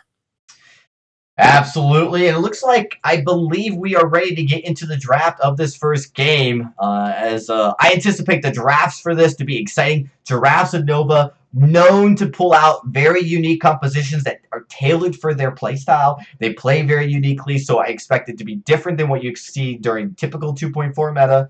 Although I still expect some priority on the healers. You know, we'll see Truth and Lone Delphi in the jungle and lane just really play off each other well. Likely pair up something, and of course NRG, the Lightning T, he is phenomenal. Juan Hernandez as well. They have found ways to really impress, and it looks like we are ready to get into game number 1. The draft begins. All right, so draft beginning. We'll see where these teams are going to go for their picks and bans. Like you mentioned, Dragon, these teams know a lot about each other. They have met before in challengers. We'll see if that has any reflection on this game. Going into bonus time on the first ban, like we've said so often throughout Vainglory 8 and other events that have used the double ban. Oh, never mind. Usually, going into bonus time on the first ban means that there's some sort of problem, but it was just a little bit of extra thought going into taking Grumpjaw off the table. Yeah, man, and we're going to have to see, really, interesting that they pull it off first. On A side, it's kind of nodding that they aren't planning on taking it. And, you know, Giraffes, they definitely showed us games where they could play Grumpjaw. Celeste is taken out. Now, I have heard a lot about Celeste from these new upcoming VGA teams. They love to play it. Yeah, Celeste was a pick that started to get a little bit of love at the Unified Championship, but never really had too much success there. Glaive, however, again, so versatile, so strong, so game-changing. Not at all surprised to see that first pick, even with Lyra and Adagio still on the board. Yeah, so kind of curious to see what Nova pulls out. They're going to go with that Lance pick. This is a strong support, especially, and banning Finn, which I actually really like, because if there's one support that Lance maybe doesn't play as aggressively into, it's a Finn. You can't knock him and stun him back. All right, so Finn, and I mean, it's an interesting ban though in this case, just because I just feel like there's other priorities that you would want to run with a glaive, like Lyra and Arden. I feel like are both captains that are better suited to pairing with a glaive than Finn is, but we'll have to see where they decide to go. The second ban, again, putting a lot of thought into this, taking down their bonus time. It is going to be Vox taken away. Vox was one of the most played heroes throughout the season and throughout the Unified Championship. So it's a pick that a lot of players put priority in. Even on 2.5, I've seen the numbers, and still Vox is one of the most played heroes there, at least in the early stages of 2.5. But like mentioned, we are on 2.4 for this split, for this tournament. So it is going to be on the previous patch from what is on live. If anyone was wondering what patch is being played on, or wondering why we're not seeing some of the things that you might be expecting in 2.5, is because we are playing on a tournament build for 2.4, and that means Gwen is still going to have a lot of emphasis as well. Yeah, I'm actually surprised both healers have made it through the draft. I thought maybe Nova would take Adagio because Lyra might be picked over here, and actually, so by taking the Finn away, you basically are telling NRG you're going to play Arden or you're going to play Lyra. And I feel like it's a bit of a bait. I feel like they kind of want the Lyra to come out. Arden does come out. This is a strong hero, but I've seen Lance handle the Arden. You know, if you're playing in choke points, that Arden's going to struggle to get and support his team when he's constantly being stunned up and rooted. Well, that stuns and roots are the name of the game for the Lance obviously going to be looking for opportunities, find it in quarters, but Arden, like you said, Arden with Glaive, it's a very strong combo. After bringing someone into the gauntlet wall, you throw a Kestrel in there for a little bit of diversion and disruption. I'm going to be curious to see if it's going to be a weapon or a crystal Kestrel, though. I'm leaning towards weapon with the crystal utility Glaive, but we could see those two swap with their weapon builds and just go for that crazy crystal Kestrel damage. There's going to be a Taka as the final pick. And that is interesting. Taka, a very good pick, but, you know, you're going into this Kestrel, right? If you don't land on him and deal the damage onto the Kestrel right away, you risk getting stunned up in active camos. You've got a Glaive there to punch you around. I feel like the Taka a little bit of a risky play, but if they can start that snowball and get an early lead, it may pay off. It could, but again, it's a high risk, high reward type of situation. It can be tough going into a Kestrel because the damage, like when you jump in for a kite in particular, the damage doesn't actually come until late in the animation, and it gives Kestrel a little bit of time to pop into her active camo. And so the opportunity is there for some really nice counterplays to come out, but it's going to be fun to watch, that's for sure, as we are loading in onto the fold for the first game of this matchup. Again, probably one of the most evenly matched matchups that we've got on the slate, as these two teams were 4 and 5 seeds.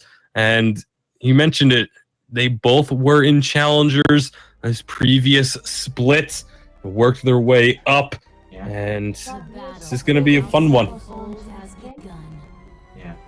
What happened? Hold on. Be right back. Sorry about that quick little delay as we get into this. NRG looking to try to finally regain some victory points here over Nova, as right now Nova, at least in competitive tournaments, has the edge. They've been able to beat out Giraffes, now known as NRG, and take that first place in challengers. We'll just have to see if maybe NRG's learned their lesson and maybe learned a few tricks.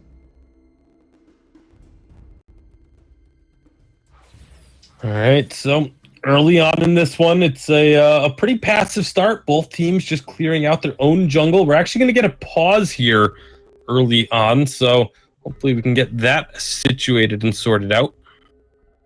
Yeah, now we do have the ability for player pauses in case there are serious issues that occur. So we'll be able to look into that right now and see what's going on.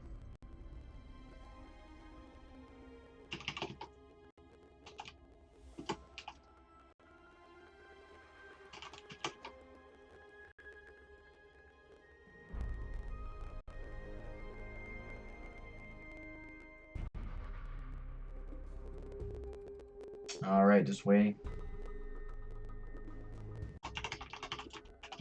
All right, looks like we do have a disconnect by one of the members of Nova, so they're going to have to do a quick restart and then get back into this. We're going to leave the game paused until that restart is complete, and then we should be able to get back into this game here. So it shouldn't be too long. Should just be a few seconds here, and then we'll be able to jump back in. Unfortunate disconnect, but that's why we have pauses, to be able to ensure everyone can get in and play the game. And it looks like they are ready to go, so let's continue here. Game number 1, NRG and Nova.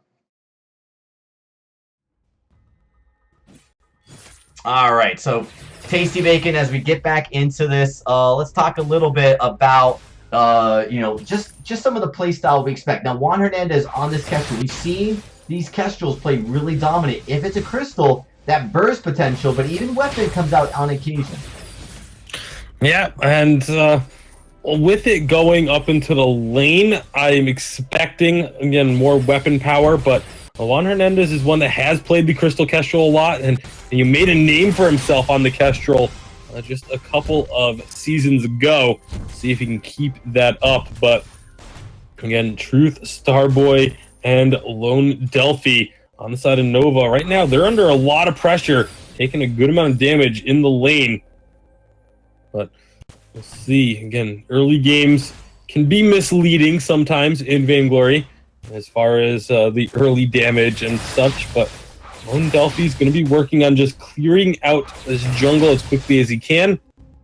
He really wants to try and get farmed up, especially because you look at Lightning T going for that Storm Crown. Most likely means it is going to be that Crystal Glaive. That's a big playmaker.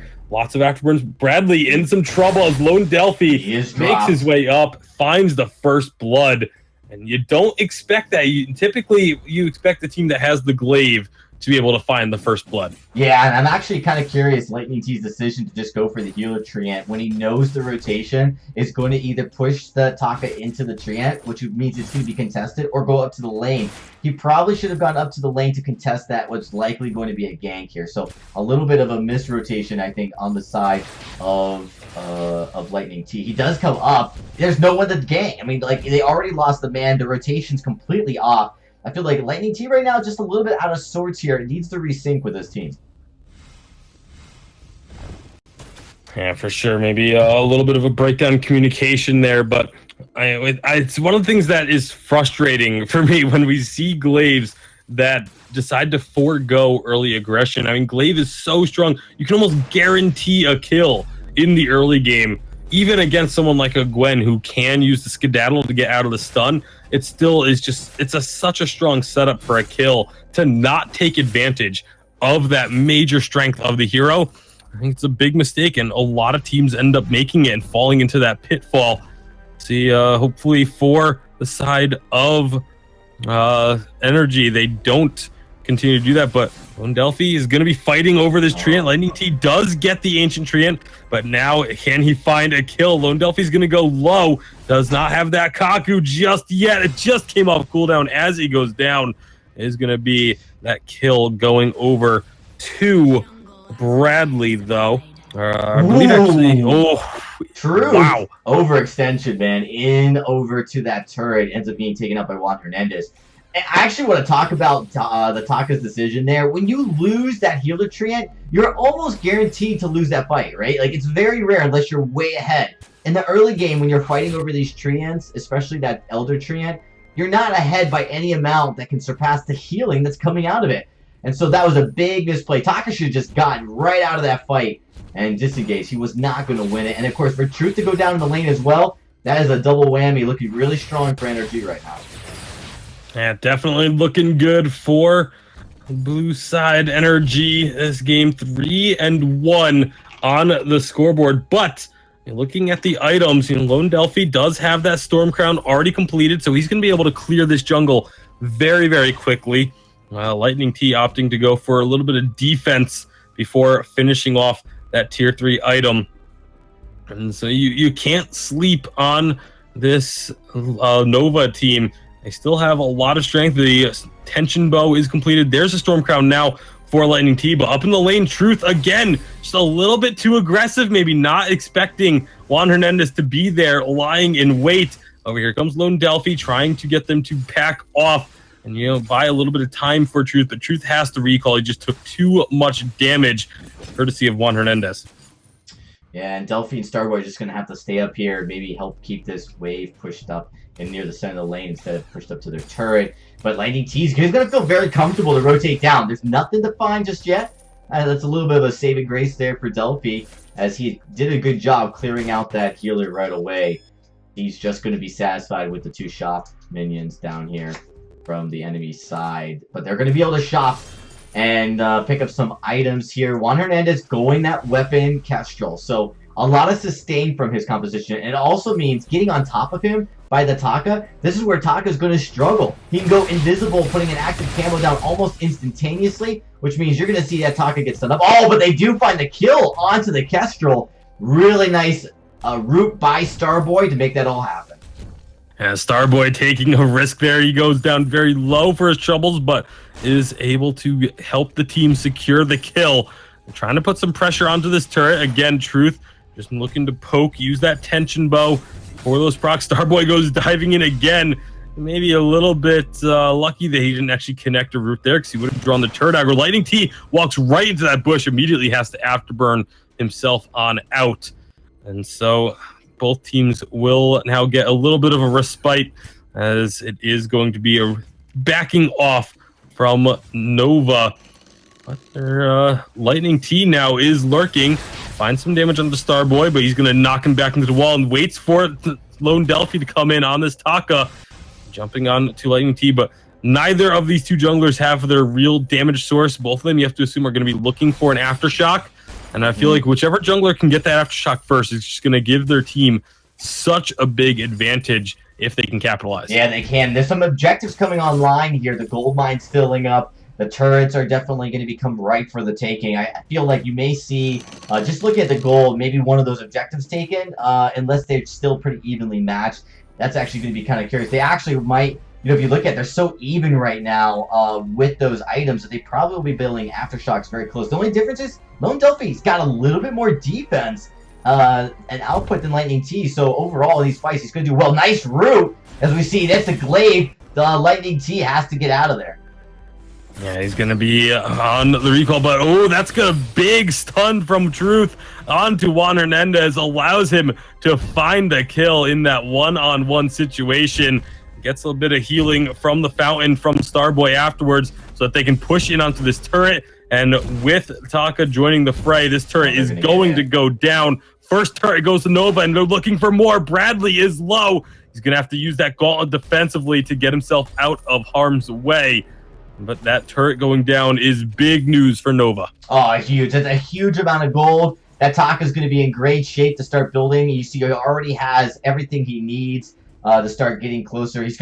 I feel like he's going to be in pretty good shape to get that Aftershock first.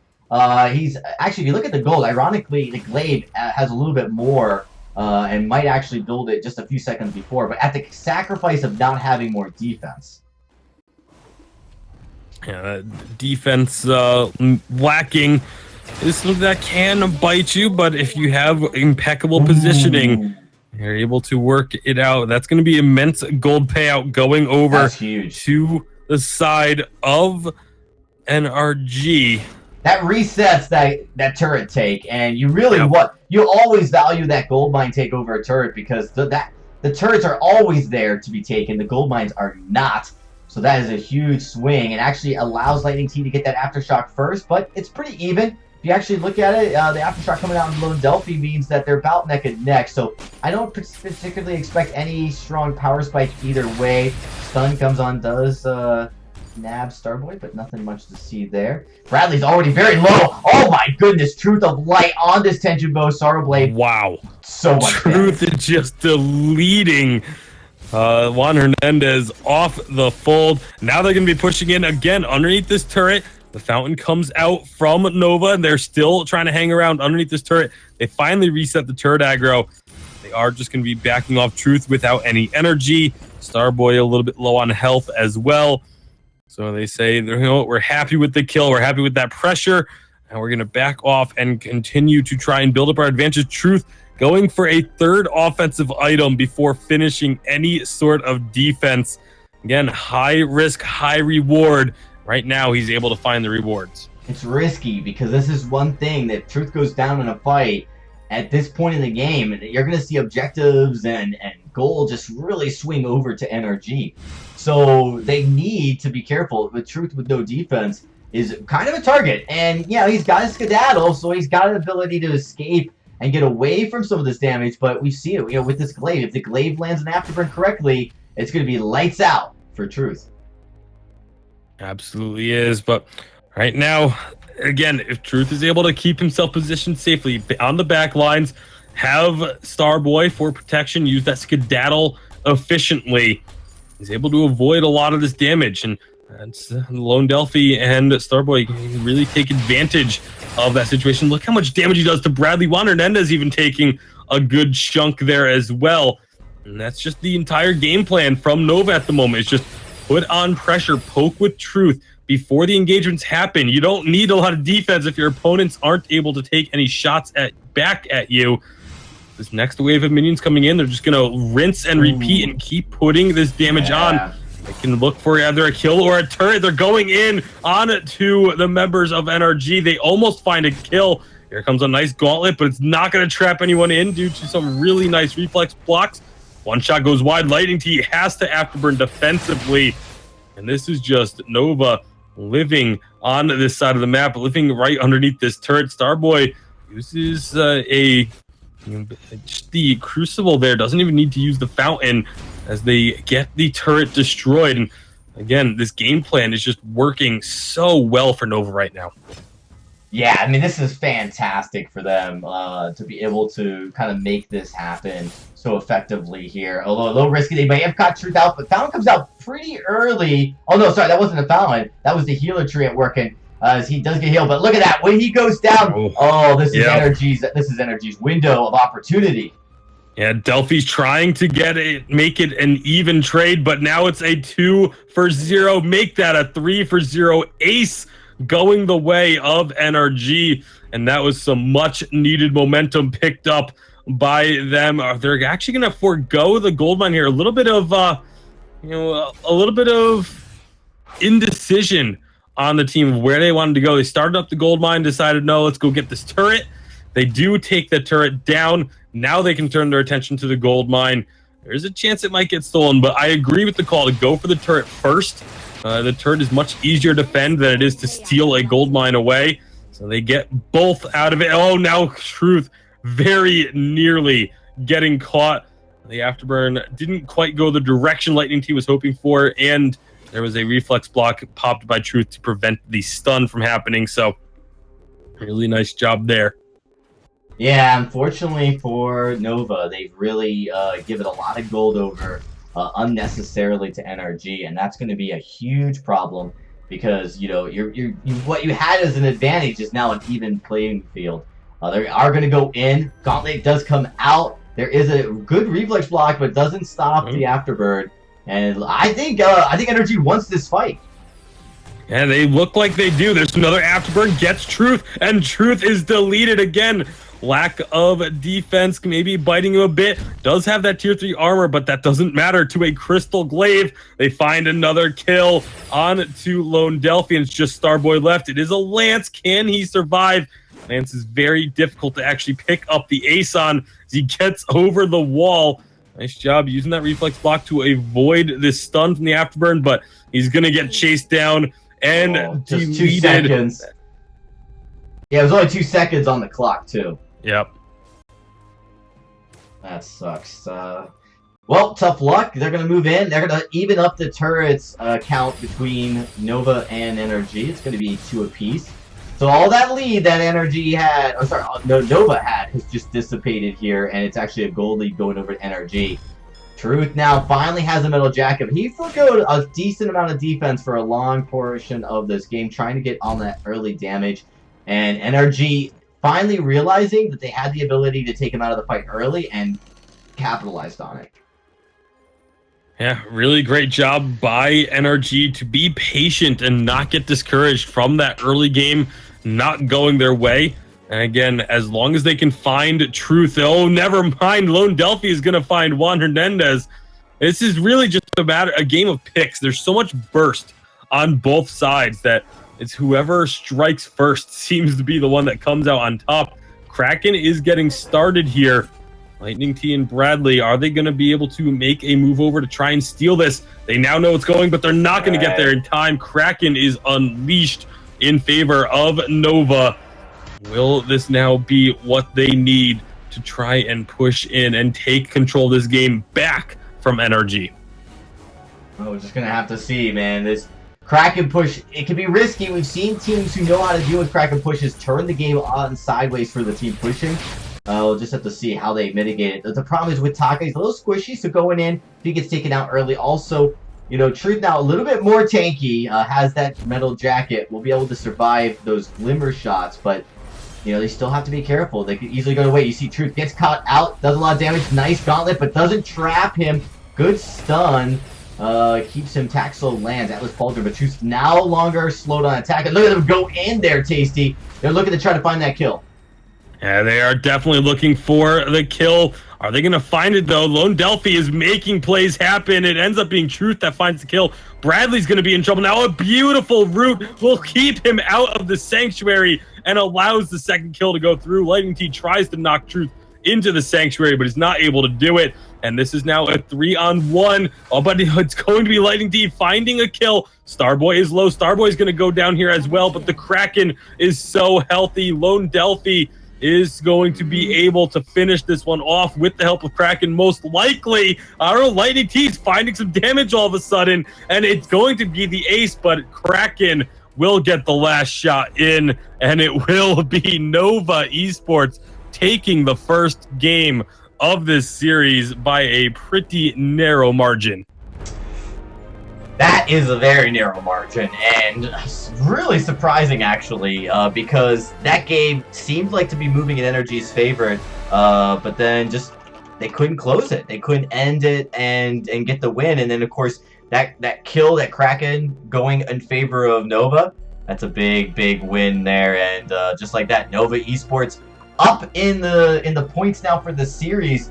They are in great shape going into game number 2. Yeah, like I said, it just came down to that pick coming through. Just the burst, both teams so burst heavy and just relying on getting one opportunity, and it just ended up being the opportunity going to Nova Esports and capitalizing fully with that Kraken take and Kraken push. Absolutely. All right. Well, with that, it means we're going to be getting ready for game number 2 between this very contested series here. This is, and we expected it to be. We did, these two teams were pretty evenly matched. They're evenly seeded as well. And so, if you really want to see probably what's going to be one of the closest series here tonight, this one was the one to watch. It looks like we're going to be getting ready to go into draft for game number 2 here in just a few moments. Just wait for all the players to get on. I really expect that this is like, probably going to go back and forth. We may actually see our first game 3 here tonight.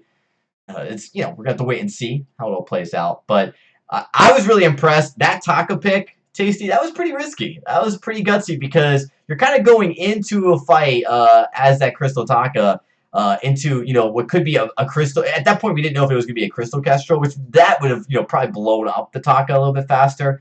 And then, of course, you have the Glaive, which I'm surprised they didn't swap the Kestrel and the Glaive. That would have been...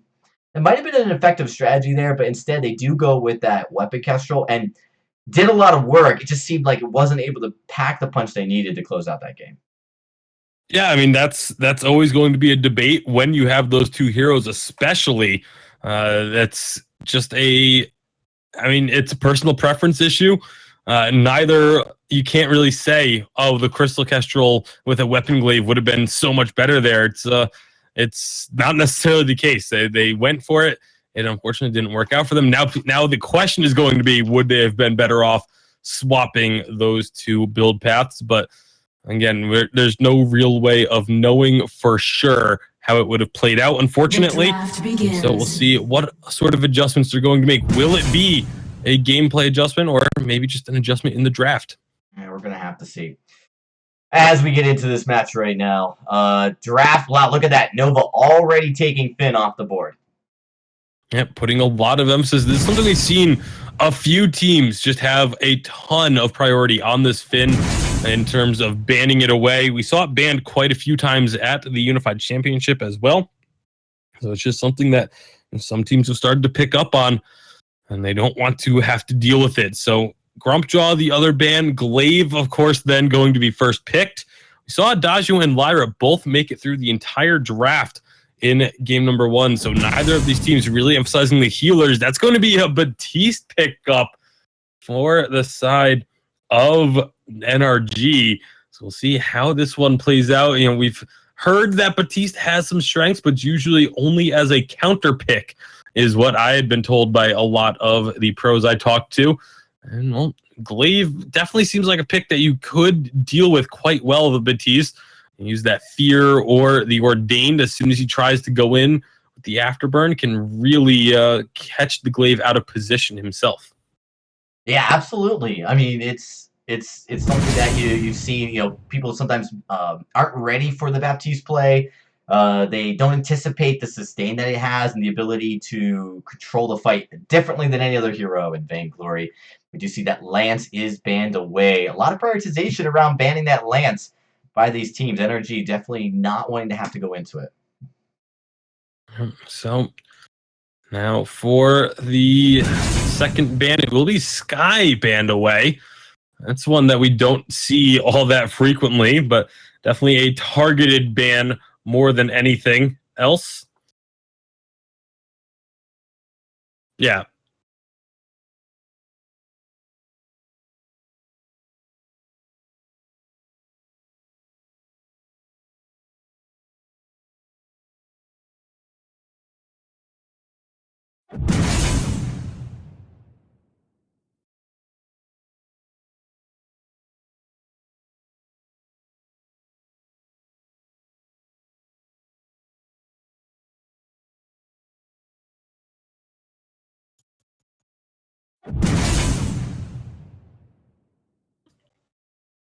Mm-hmm.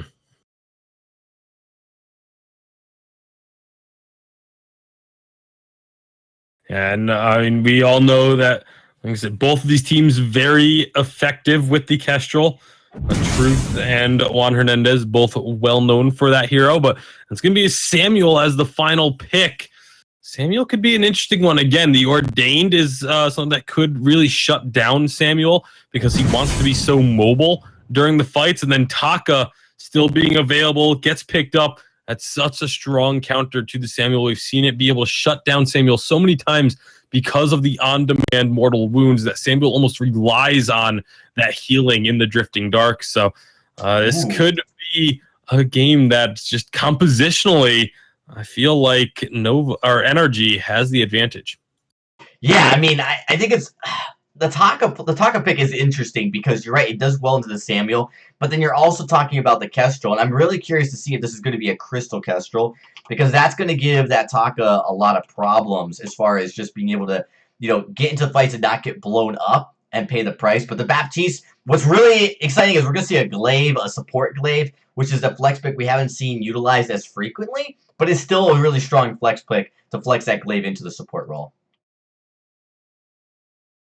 All right, so as we get underway for game number 2, then will this be a 2-0 for Nova, or will Energy be able to come back on this one? If game number 1 was so close, really could have gone either way. So I expect kind of more of the same here, but like I said, I do like the draft that Energy was able to pick up a little bit better, just in terms of what they're trying to do versus what their opponents are looking to do. Yeah, I'm really excited to see how it all plays out as well. Samuel coming out here on Lone Delphi, it's a pick that we know he's capable of playing. So sometimes even if you lose the draft, right, even if you feel like the enemy team might have had a better composition, your mechanical play with a certain hero might just be so superior that you can, still pull out a victory by just outplaying mechanically. Vainglory very dominant on mechanical play. The map relatively small, allowing a little bit of a wider margin of error in some hero compositions when made up with mechanical play here. Bradley. So actually, it's going to be a support.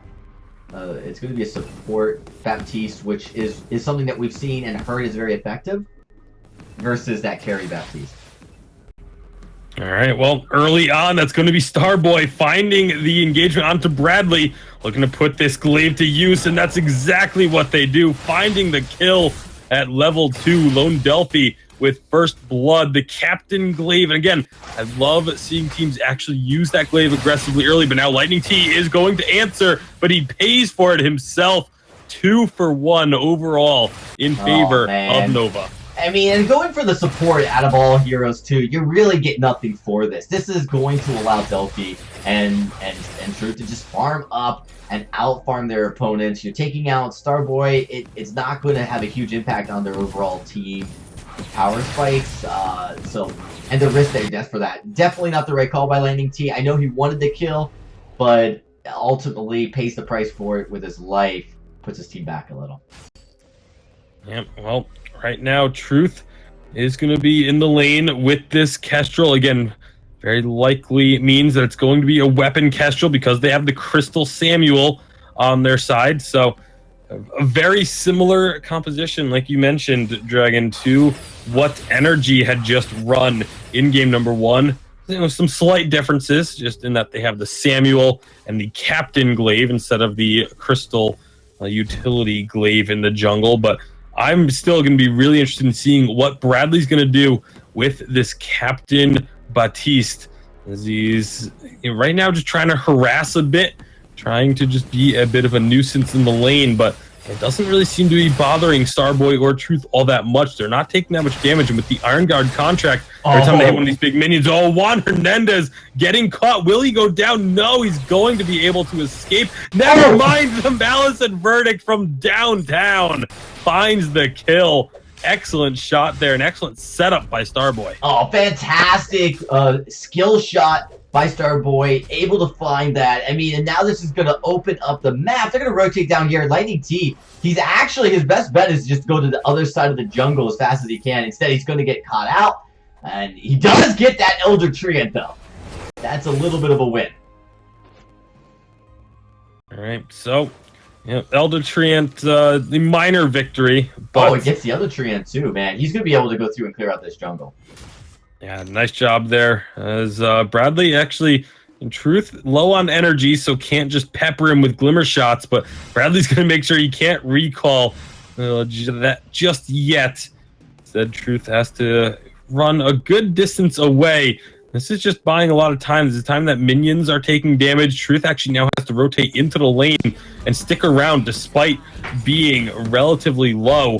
Juan Hernandez is going to look to take advantage. Some nice resonance bounces. But here comes Lone Delphi, and that's going to force now the members of Energy to back away, because you can just see how much damage this Samuel is able to do early on. Yeah, and, you know, this aggression's paid off for Nova. They have a slight gold lead. Starboy, Delphi going to come in here. They do steal away that Treant, so a little bit of payback. Lightning T just going to try to keep poking. But, you know, when you lose that Treant to the enemy team, you really have to disengage. You can't keep fighting. They're going to lose that fight, especially in a 1v2. He's able to get out of there. Bradley on this Baptiste. I'm really excited to see it. I have to say, Bradley though needs to go to the shop. You're going to see him finally shop now, as he's going to finally pick up that fountain.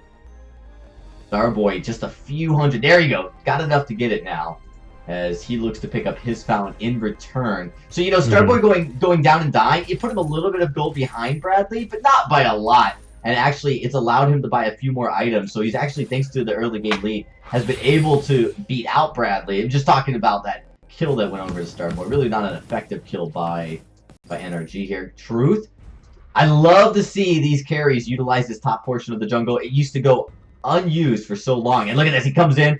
Doesn't really... Yeah. They were looking to set something up there, but ended up not pulling the trigger on it. Now Drifting Dart going backwards as Lightning T comes in. This could be a lot of damage. That's a nice afterburn. Again, the Glimmer shots start to come out. Bradley trying to set them up. Lightning T still very healthy as well. Both fountains were used, however. So we'll see if these teams are going to be willing to stick around. Nova's eaten a lot of damage. Truth is starting to get low. Lightning T dives under the turret, finds the kill. Will not be able to get out, though, as a nice afterburn from Starboy will keep him in place. Meanwhile, it's going to be Lone Delphi going down. Juan Hernandez, and just before he got put to sleep, was able to find that kill. Now Starboy, without any energy, isn't really going to be able to step up and try and stop them here.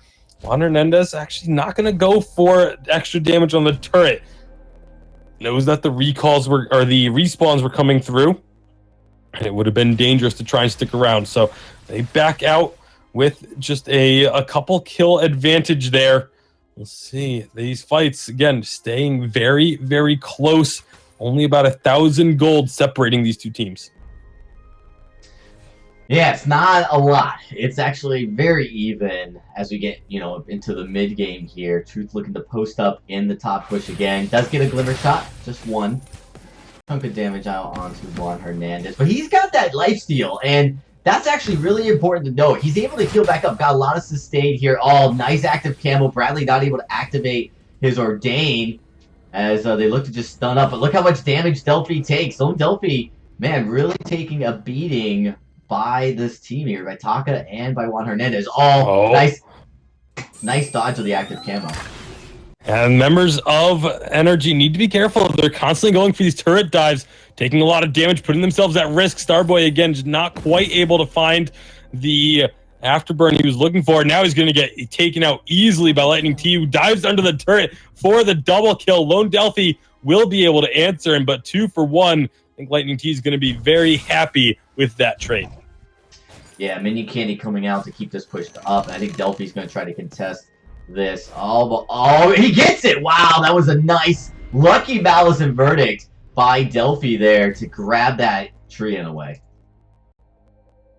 Well, with the Treant going over again, we've seen a lot of Treants getting stolen either way. Juan Hernandez, I want to point out his itemization build. Started off with the Poison Shiv, then went into a Tension Bow. We don't typically see Tension Bows on a Vox, so that one's pretty interesting to me. We'll see. I mean, they've been focused so much on just trying to burst down one target, try and blow them up, so That's obviously going to be the goal going forward with the Aftershock now completed for Lightning T. They're going to have a lot of burst potential. When they go in, they decide to jump in there, Lightning T, but he takes a lot of damage, gets thrown back into a Glimmer shot and deleted.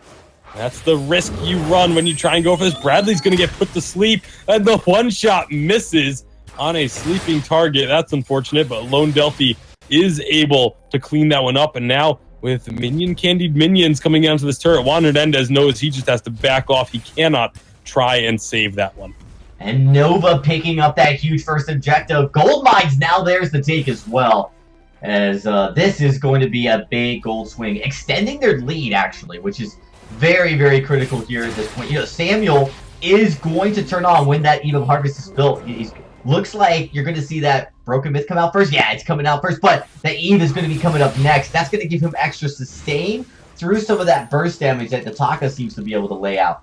That's going to be very critical. But as a whole, just Nova playing very clean across the board, able to deal with the pressure that this Taka and Vox have done so far. All right, well, pushing in onto this turret. They're looking to take it down. They're looking for a kill still, though. They're going to find the jump onto the Kestrel, but not quite enough to take down Truth. And maybe a second try, though, will do it. The Fountain does not come out in time. Now they have a target in the form of Lone Delphi. They take him down as well. Stay alive underneath the turret. Starboy is low. Another X-Retsu will finish him off. Lightning T gets out alive after the ace, and that will be the turret. This is NRG just really starting to find these fights, find these opportunities with the immense amount of burst they have. They're going to take a second turret off of that ace. What a great push from them. And this is just all on Truth right now. You have to know that Lightning T has been doing this to you all game. He's been going in, bursting you, getting out, and going back in again. And you have to know it's coming. And instead, he sticks around thinking that maybe he's got some free space to breathe, and he just really doesn't. And they can win the fights, except when they're getting poked away by this Taka. You see, better vision up in the lane would probably have helped as well. Lightning T, when Lightning T gets caught out early and he's not able to get in and out of these fights, he does go down, and it's usually a Nova victory on those team fights. But man, they just got to be more aware of that playstyle. Well, speaking of that playstyle, here we go again. It's going to be Truth just getting targeted. He goes down. They just don't have enough to deal with this. And now Lone Delphi on the retreat, still 10 seconds on that drifting dart. So he's going to fall. Starboy is next. That is another ace, and NRG just really on top of things here now. With this ace, they're going to go straight up to this choke point turret. They don't have long before the respawns come through, but they have long enough to take that turret down even without having the minions there. And now they have to run, though, because Bradley took so much damage from that turret. Oh, man. And Lightning T, he dodged the Oblivion, which is a pretty incredible dodge to have to make it happen. You know, you're really timing that perfectly down to that second. And that's a huge, huge victory. Truth of Light has got to figure out something here. He needs more armor. He's dropping way too fast. And Juan Hernandez, with this tension bow on the box, is just able to help the Taka do enough burst early that there's just not enough response coming out from Truth. And I really expect Truth's got to look into building that metal jacket sooner than later. Yeah, the defense is going to be very important for them. I mean, the damage has just been absolutely immense, and they're able to jump onto Truth. But once Truth goes down, it's just Lone Delphi and Starboy end up being sitting ducks. This is a composition from the side of Nova that needs to be the ones being the aggressors, and they just have not had that opportunity. Here we go again. Once more, the carry's just getting bursted so hard. This time they were able to retaliate very heavily, enough with the Crystal Sentry to dissuade any further aggression from the side of NRG, at least for now. They're still thinking about posturing up, as the fountain was not used, but neither side actually used their fountains.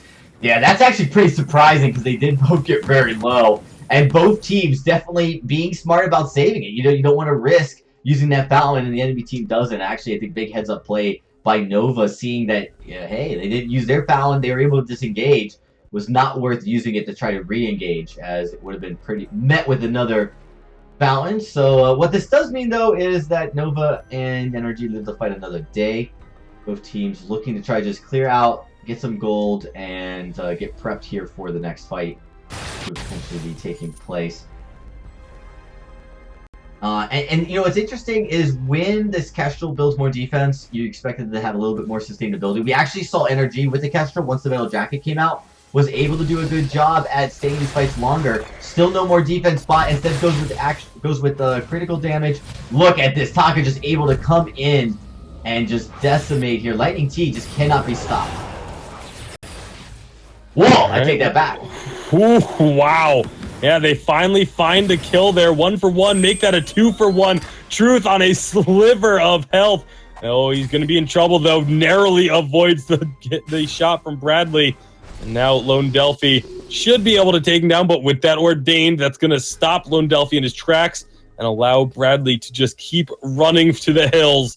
And he will be able to get out of there, avoiding the ace. But that was very, very close to being another fight going the way of NRG. Again, Truth on just a sliver of health getting out of things. He's got to be careful here. Taka's going to come in, and if he sees Truth, I mean, Truth's going to die. Yeah, he's going to get out. That was a smart call. Actually allowing Delphi to just, since Delphi's full health but low energy, allowing him to get that Treant, which is going to get him back up to fighting shape. And they're still in good shape. This is so even. Look at this game. Only a couple hundred gold that separate these two teams. Objective-wise, NRG's got the lead, but you know how quickly that can change, Tasty. Absolutely. Well, 15 minutes in, Kraken awakened. This is going to be an interesting one. Again, very similar to game number 1, where either team can come out on top of these fights. Oh, but this is risky for the members of Nova. They are not together, but Starboy has been able to rotate down to join them. Can they find a pick? Bradley gets caught out. He's going to get taken down very low. Will be able to survive. Now here comes the damage trade back onto Nova, but they've almost got Lone Delphi down, and he is going to fall. Bradley is still alive somehow as well, but Truth will finally take him out. Juan Hernandez gets the double kill by taking down Starboy as just Truth 1v2, but look at the burst. Truth hits one, but that's all he's going to get. It is a triple kill for Juan Hernandez from the grave.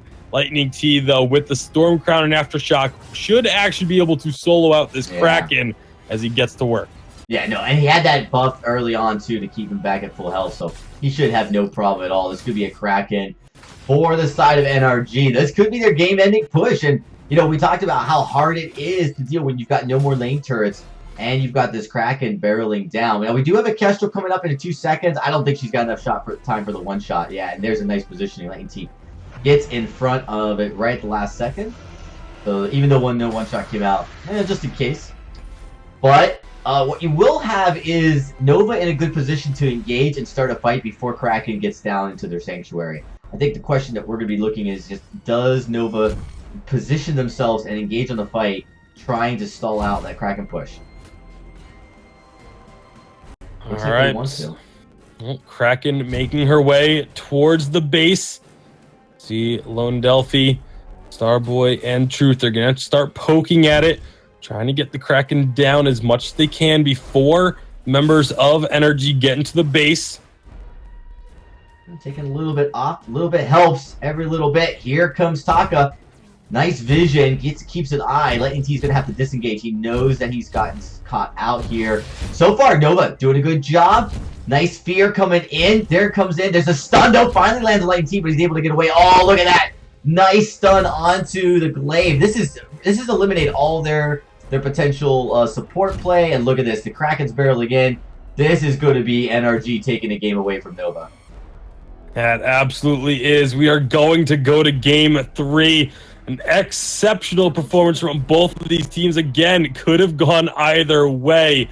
But in the end, just the ability to counter play and counter build, and the lack of defense perhaps also playing a factor into this one, as that is NRG taking game number 2 of this series.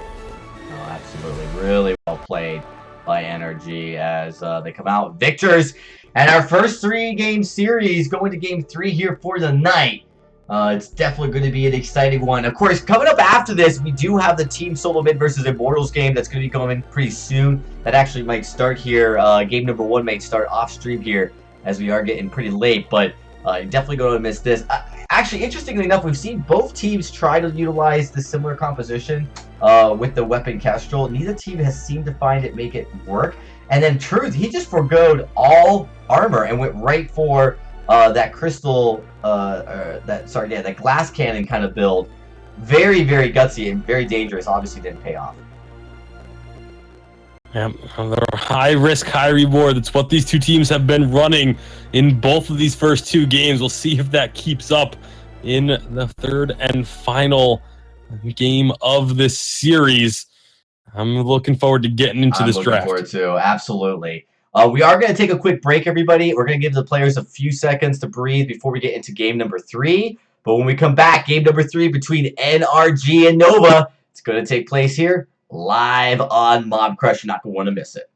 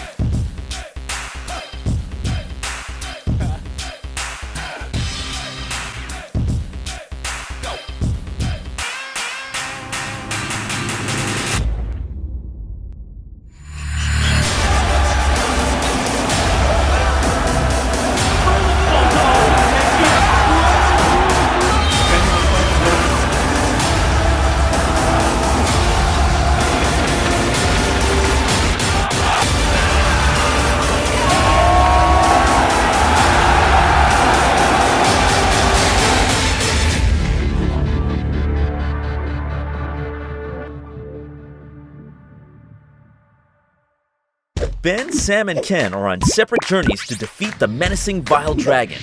But let's just say luck isn't on their side. If only there was a way for them to find each other and band together. Well, that's why there's Band. It's a mobile app that allows people to come together using common interests. With Band, you can find fellow gamers, chat, schedule gaming sessions, and conduct polls. Stage epic battles with friends while sharing videos and photos along the way. So try Band today. Band. Be together. Hey, welcome back, everybody. We are getting ready for game number 3. This is going to be an exciting one. We kind of teased that this might be the closest matchup tonight, and it sure is turning out to be. It is Nova Esports versus NRG, and man, it's been an absolute joy to see these two teams go back and forth. Very, very close. Both these teams looking to get the win, and of course, they did match up during Challengers, and actually were our first and second place winners. That's just how close these two teams are, as they look to vie into the Vainglory 8. Now, even with Lone Delphi on this roster, NRG just still very, very strong, trying to come in here. I think we're about ready for the draft, Tasty, but looking at how these two teams played, we've seen kind of both of them struggle in the same areas and exceed in the same areas, right? With different heroes, compositions, play style. Do you think Nova's got what it takes to go push us over the edge, or is NRG going to make the comeback? I mean, both of these teams have what it takes to push this over the edge and take this game number 3. These first 2 games have been so close and so competitive.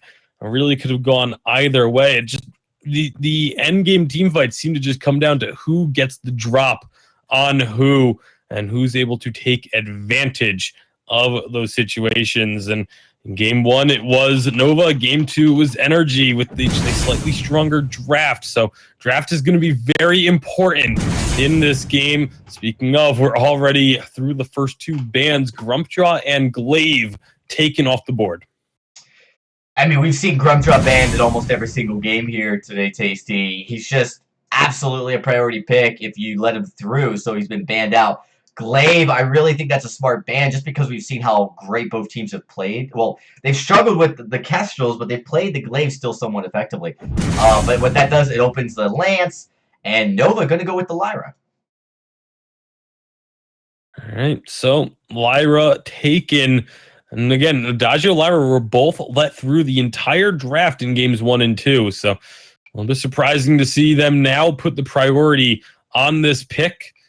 Lance already being there as well. So these next bans, we might be seeing that Finn taken off the table again. We've seen Finn banned in each of the first 2 games between these two. Yeah, if Finn was an interesting ban, I actually hope they don't. I don't think that really values them. You see Lance and Lyra are both taken. I don't know why you would ban the Finn because you're not typically going to flex these heroes in this meta. So Samuel taken off makes a lot of sense. You're talking about like that pressure from the jungle that we saw Samuel and Fly. I mean, obviously it didn't work out, but you take it away. I think that a Taka ban would have allowed that Samuel pickup maybe going and that with Samuel gone, maybe you're gonna see Taka come in, or maybe you'll see Taka banned. I'm not sure. I really think though that if you're on the side of NRG, you've got to be really worried about what Truth can play. So we might see some decision here on the laner to maybe take that away. We might see a Gwen ban, or we might see Gwen ban. That makes sense. You're looking at one thing that Truth is going to be very comfortable on, and you force him into something that requires a little bit more positioning and less margin of error. All right, so the draft continuing along. It will be the Gwen ban. Kestrel picked up. Kestrel's been a priority for both sides in these games, but it was only Nova, or sorry, neither team actually has been successful with the Kestrel.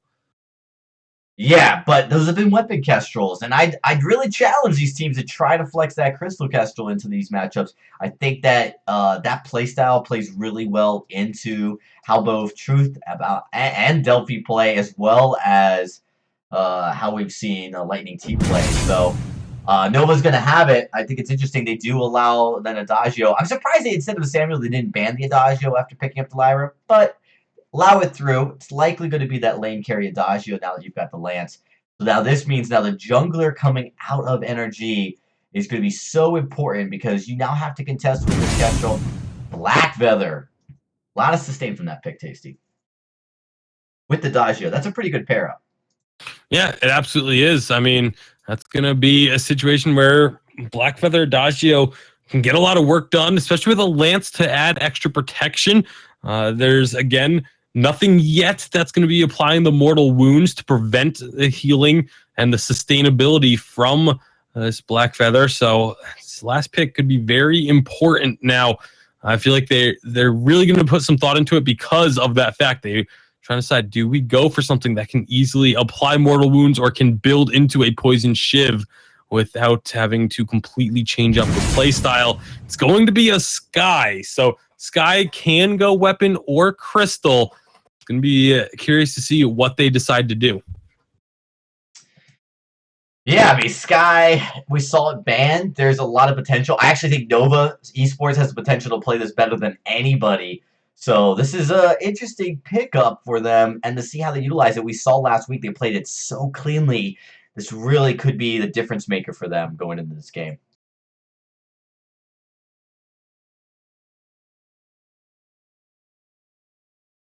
All right, so with that, as we get into this matchup, I gotta say the draft seems pretty even across these two teams. The Adagio Blackfeather has its perks, but if Nova plays that Sky like they did last week, there's going to be a lot of good positioning. The Lyra helps you reposition. Like you're gonna have a hard time with this Blackfeather getting in onto that Sky and Kestrel when you've got that Lyra's bulwark constantly jumping in front of you, preventing you to have the mobility.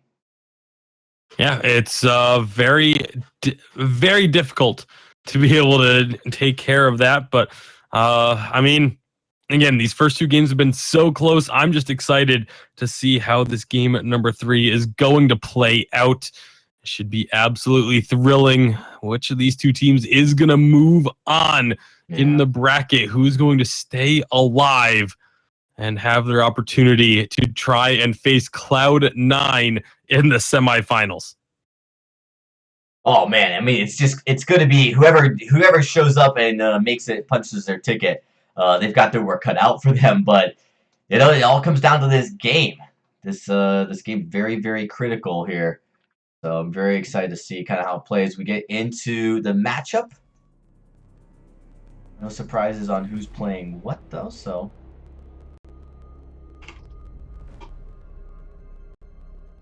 And it looks like we're going into game number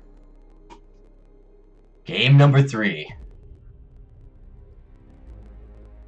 All right, Tasty. So, man, just looking at how this all gonna play out, I feel like just looking at that Adagio Black Feather composition, there's a lot more work and less margin of error for energy. But if they can make it work, if they play it correctly, they're just gonna be they're gonna be hard to take that Black Feather down. Right now, you do see Nova. They are pushing aggressively. They're going to take this first Treant away from energy.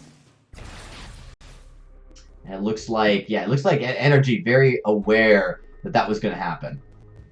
Yep, absolutely. They look to be prepared for it. They quickly get out of their own jungle, send the Adagio on Juan Hernandez over into the jungle of Nova to clear that out, but he's gonna have to hurry. He's in a bit of a risky spot here. If he doesn't clear these quickly, he's going to get spotted.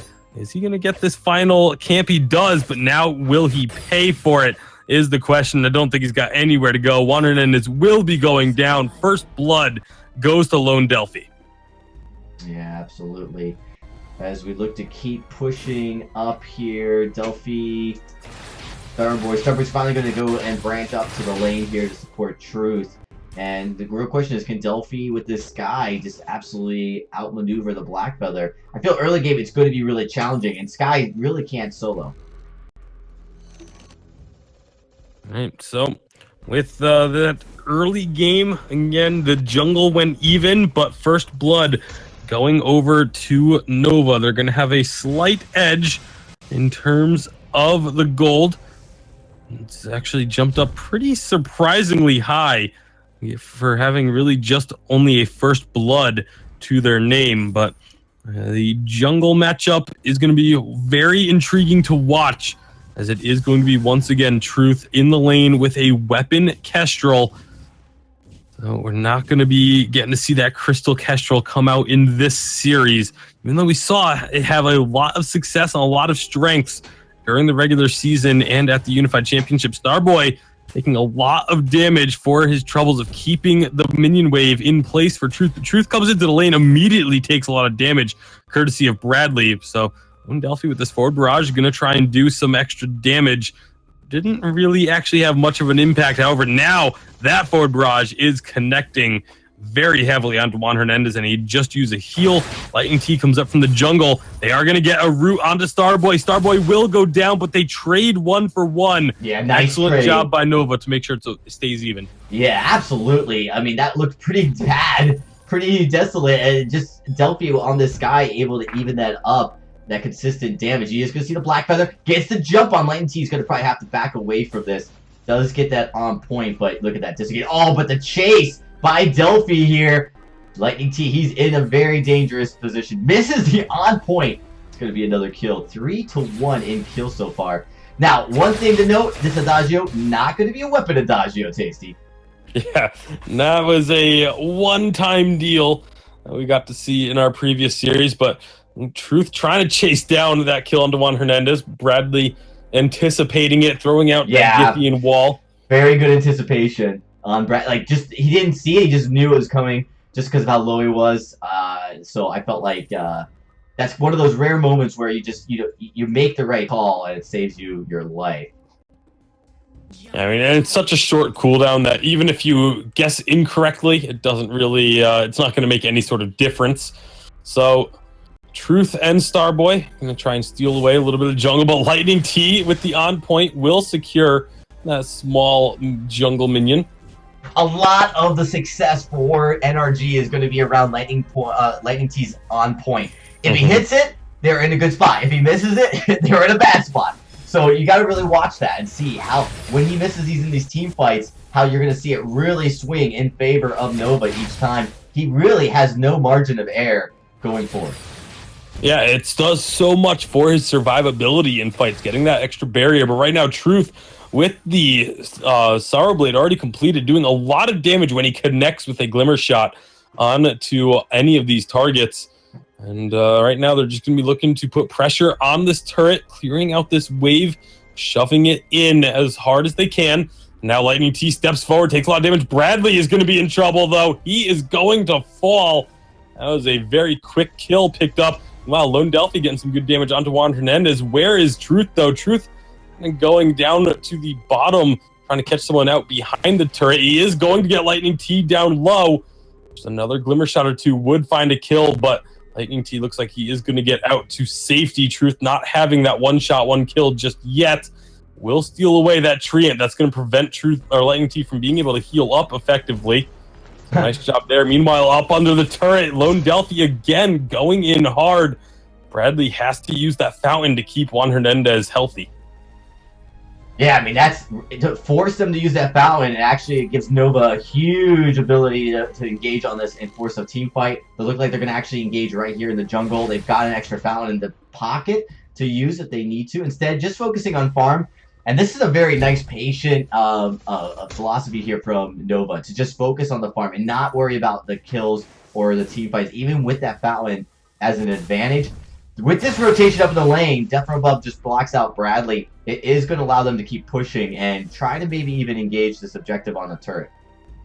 Yeah, really nice play there from Delphi to drop down that Death from Above, force Bradley to have to move up in the lane, and then immediately follow up with the forward barrage that he had to walk straight into. And then, one shot, having enough damage to take down Juan Hernandez. Nice job there by Truth, setting that kill up by himself with the Glimmer Shots. Now going on to Lightning T, but the active camo field is down. Will he be able to take advantage of it? Doesn't need to, because Lightning T is going so low. Fountain comes out, and it saves the Lightning T's life.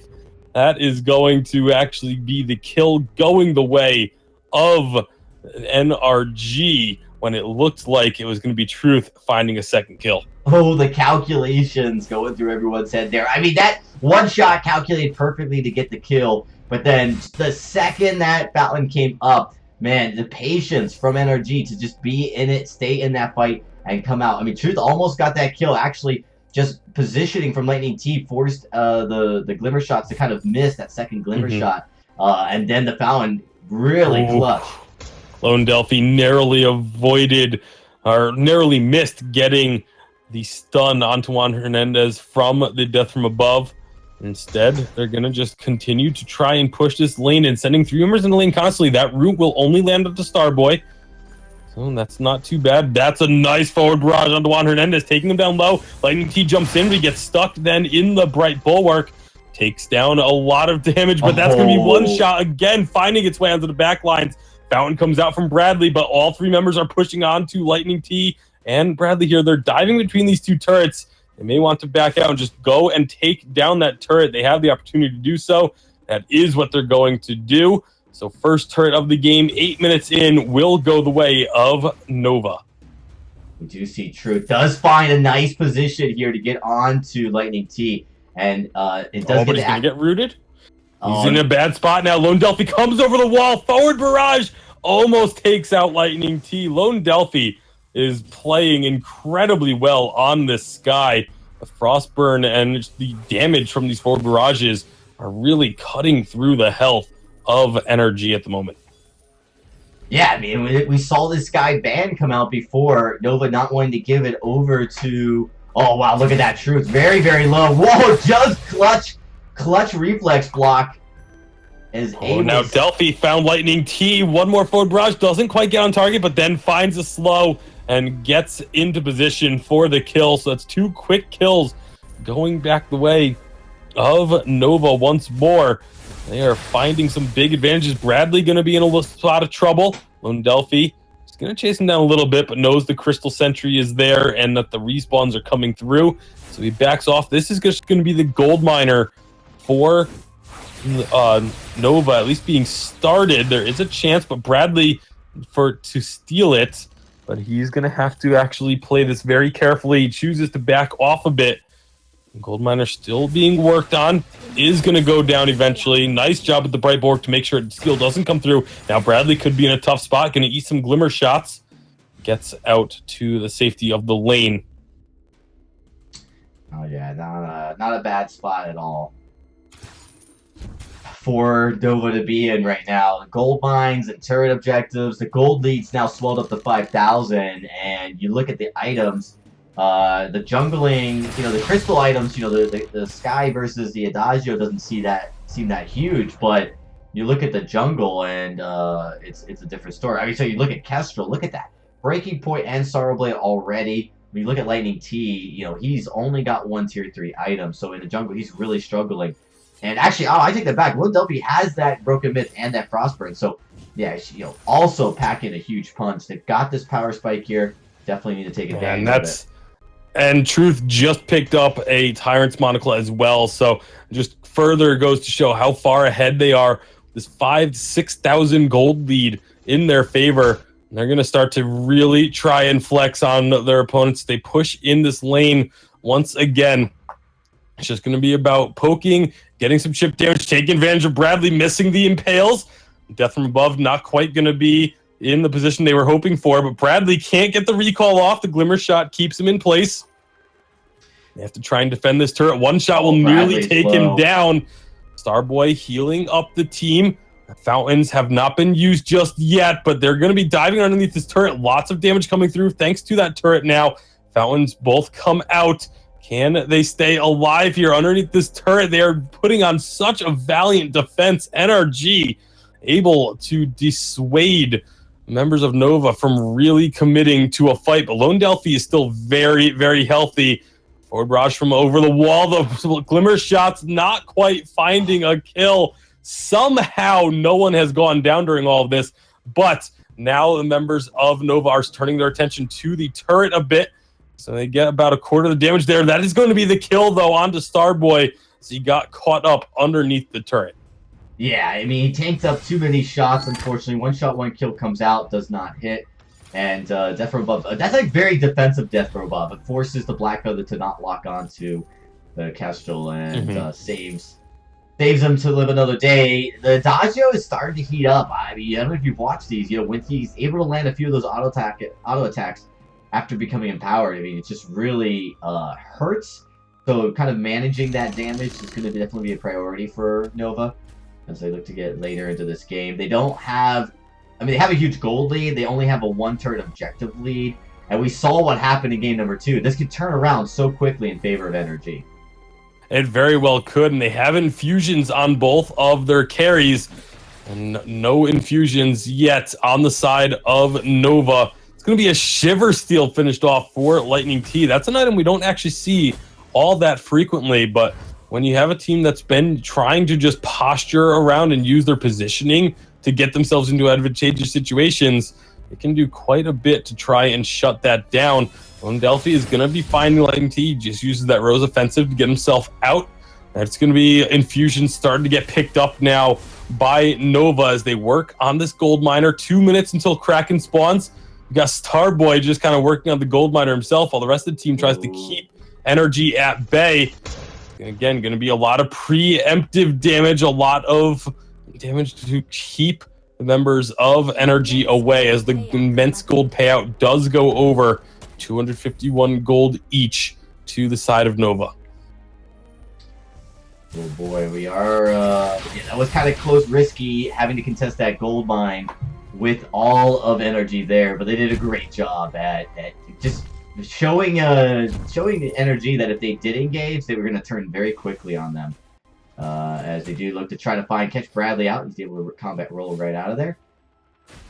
Oh, well, that's going to be a nice Death from Above this time. Juan Hernandez taking a lot of damage. Lightning T is already down. They are going to keep chasing on through. Bradley is able to soak up a lot for his team as he rolls over the wall. The forward barrage is going to be chasing him but this should be the next turret finally going down in favor of Nova as they just deleted Lightning T. Juan Hernandez was unable to have any sort of impact there as well. Bradley just trying to get himself in position to stop this turret from falling, not going to be able to save it. And now, is this going to be Nova looking to continue to press the advantage? No, they are going to back off. And that's probably the wise decision there with Lightning T just returning to the fray. But 2 turrets picked up for Nova, including that choke point. And right before Kraken spawns, that can be huge. Absolutely. It's going to be very hard for NRG to force their pressure in the jungle and to make it difficult for Nova to just keep dominating and get these objectives, or even to crack it. You see them, they're building up here, but they're going to have to recall back to get infusions as they're out. Bradley, Truth. So much damage onto Bradley, narrowly avoids going down, but now this Crystal Sentry is just going to get nuked by these Glimmer shots. There's so much crit on Truth right now with the double Tyrant's Monocle. They're going to start up this Kraken, but I like the fact that Truth is going up into the lane just to, throw off the timing a bit. Make them, maybe they don't realize Kraken had already been started. Now they have to really rush to get in there. Truth is going to find Bradley. Bradley goes in, misses the impale as he goes over everything. Lightning T tries to jump in, gets deleted. There goes Juan Hernandez. Bradley falls as well. That is an ace with a half-captured Kraken. That is going to be Nova finding a massive push now off of this one. Oh, this is huge. You're going to get a turret, at least. I mean, Truth could easily take 1 to 2 turrets here and then just finish the game. I mean, look at that. He's got both turrets. There's no question. The amount of damage coming out of those Glimmer shots, both turrets down. Respawns coming through now with a full health Kraken still in the middle of the lane, but they're just looking for a fight here to try and end it. Lightning T gets onto the Sanctuary. Bradley soaking up that forward barrage. Starboy's on the front. Meanwhile, Truth is up in the top of the base just trying to get some healing from Starboy. Fountain is not available for either team. Bradley's so low. Here comes Kraken now, and they're going to find a kill onto Juan Hernandez. Lightning T is going to get one back, but I just don't think it's going to be enough. Lone Delphi is so healthy with that Eve of Harvest and the fully stacked Broken Myth. GG. They find the ace. GG. Nova taking down NRG 2-1 to make it to the semifinals. Wow, very close, very impressive. Not really sure why we have a pause coming out of there. Let's get that unpaused there. A little bit of a troll moment, but very, very impressive for sure by Nova Esports to make that happen. I mean, they just dominated in this game, and it looked even cleaner than game number 1. And that just goes to show you, like these teams are for real. Like, they know what they're doing. They know how to handle it. Granted, this is an opponent that they've matched up with before. So, in this case, maybe they have a little bit more information. They feel a little bit more confident. Maybe not quite as strong as like a Cloud9, but that's who they're going to be facing off against next week. So, man, this is definitely exciting so far. I mean, this matchup, absolutely incredible series. I figured this was going to be close. It's definitely turned out to be probably my favorite series of the night, Tasty. 3 games each. Game number 2 was very, very long, very close between both these teams. But I'm telling you, man, Nova, this Lone Delphi pickup is really helping secure their position as a strong EGA team. Maybe not top yet, but definitely going to be sticking up. We're probably even going to see them, match up well against teams like Tempo Storm. Of course, all going to have to find out here in a few hours as we get ready. Of course, tomorrow will be the semis, which will be very, very critical for a lot of these teams. With that, though, we are going to get ready for our last series of the night. It's Team Solo Mid versus Immortals, guys. You're not going to want to miss it. We're going to be getting that underway here in just a few moments after a short break. And when we return, final series of the night in just a few moments.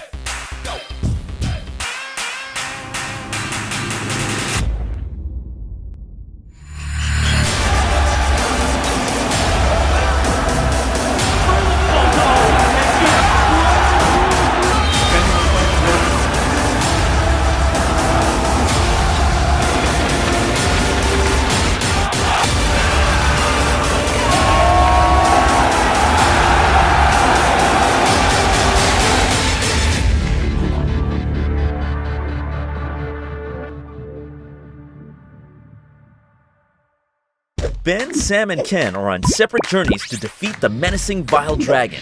But let's just say luck isn't on their side. If only there was a way for them to find each other and band together. Well, that's why there's Band. It's a mobile app that allows people to come together using common interests. With Band, you can find fellow gamers, chat, schedule gaming sessions, and conduct polls. Stage epic battles with friends while sharing videos and photos along the way. So try Band today. Band. Be together.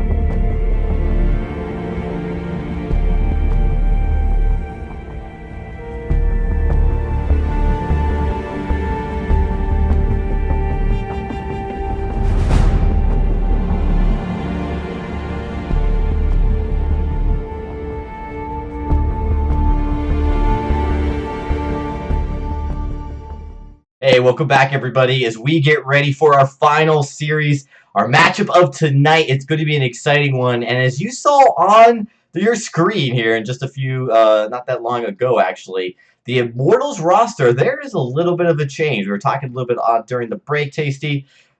Team Solo Mid, the same Team Solo Mid that you've seen. Of course, Evil stepping in for Flash X right now, as he is on vacation, but you know, Immortals has a very different looking roster. Tigers, Pawn the Original, Dienzio, and Hot Sauce UT. I mean, this is a bit of a shakeup here. Yeah, absolutely. It's a very different Immortals lineup. You know, a lot of people were expecting Immortals to change their lineup pretty heavily after their performances during the regular season and, you know, being dropped out of the Vainglory 8. And they have done so in a big way for VIS. So this is an excellent time for them to, you know, get their feet underneath them, get themselves gelled and meshed together as a unit so that they can try and fight their way through the challengers in the upcoming season to try and get back into Vainglory 8. But they get a nice, strong test ahead of them here in VISPRO.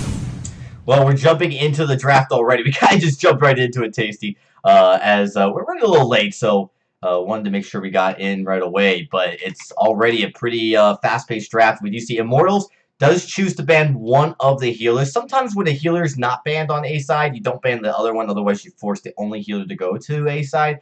But Immortals feels like Lyra ban's still so critical to keep out of Evol's hands. Yeah, it's a very strong pick. And, you know, really important for, I think, probably this entire series. We're going to see a lot of emphasis on that. The Arden coming through. And so now, second wave of bans. Who's going to be up for it? Grumpjaw is one that we've seen banned, I think, every game tonight. It's going to be Lance, though. Yeah, so Lance banned. This may force Team Solo Mid to ban Grumpjaw on A side, or they may let it through. It's hard to say if Immortals has been like ready to play the Grumpjaw and pull that out. We've seen a lot of other teams prioritize Grumpjaw over teams like, say, Immortals, but it's still a risk that Team Solo Mid might not be willing to take here. If they don't ban the Grumpjaw, that I mean, I'd have to really think about what they possibly could ban instead. Like you're looking at Dienzio, right? Maybe you take Scarf off the board. Maybe you take Dienzio off one of his comfort picks. Because really, you got Tigers as well. I mean, I'm not sure what you could really ban against Tigers. Oh, Taka. Well, that's what they banned again. Yeah, I guess they decided to take Taka off the board. And so now this next pick is going to be Grumpjaw. So yeah, it doesn't get banned away. It gets picked up rather quickly. So we get to see our first Grumpjaw of the night. Yeah, I mean, in Team Soul Mid, that's a gutsy call to let that Grumpjaw through. We haven't seen a single team willing to do that tonight until right now in game number 1. Ooh, wow. Cruel. This is a hero. Interesting. Yeah, very interesting. Well, I personally still love Krull. I think he has a lot of strengths, especially if you can rush Poison Shiv on him. So if you're up against a Poison Shiv, a comp that needs a Poison Shiv, it's a great pick.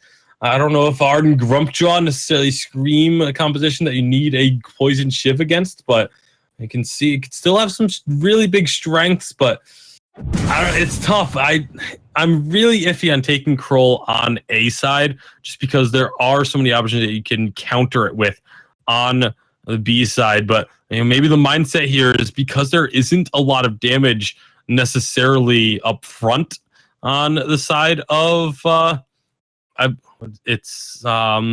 Immortals. Yeah.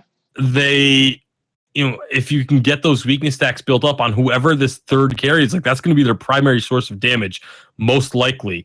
And so if you can get those weakness stacks built up on this final pick, then it can go a long way towards setting you up to win team fights. But we'll have to wait and see where they decide to go for this final pick. They have plenty of options. Vox is available. Gwen is available. And it's going to be Ringo, actually, for most likely Dienzio up in the lane. This is one of his signature heroes. He's very, very skilled with it. And going up against an Adagio, Krull, he's going to have to be. Yeah, I mean, this is a hero we've seen D'Enzio pull out and play. It's definitely a comfort pick for him. We see him pick up Ringos and Scarfs when they're out of meta and still play them like they're the best hero in the game. So not surprising to see maybe that come out, but paired up with the Grumpjaw, that Ringo's going to offer a lot of slow and actually allow that Grumpjaw to keep dealing damage onto a target, like maybe slow down a Cruel or catch up to that Adagio. All of which are definitely very, very likely possibilities as we look to get into this game. We're actually just waiting for you, Tasty Bacon, to get back into the queue, back into the party so we can get started. There we go. And with that, we're able to get right into game number 1 in just a few moments. So, yeah, I mean, I think it's interesting. I actually really like the Ringo because, he has that, he has a few abilities to do some damage and slow you up. That Achilles heel, I feel, is going to be so critical with pairing it up with this Grumpjaw to make sure you can take that Adagio out of the fight right away. Yeah, it's going to be a difficult thing for them to pull off, but we'll see with Von C on this Krull. Best Chuck NA, likely with the Adagio, and then Evol on the Finn. Like you mentioned, the sub for Team Solo Mid. How well is he going to perform in the place of the vacationing Flash X?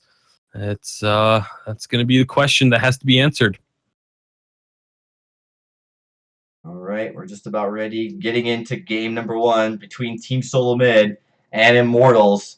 And, this would be a huge change in power here if we were to see Immortals pick up a victory. As, typically in these matchups, Team Solo Mid has had no issues whatsoever handling this team. It's a little bit different team, though. Immortals making some changes, and it is not Flash X at the helm. But I think very likely we do expect to see Team Solo Mid not have too much of an issue.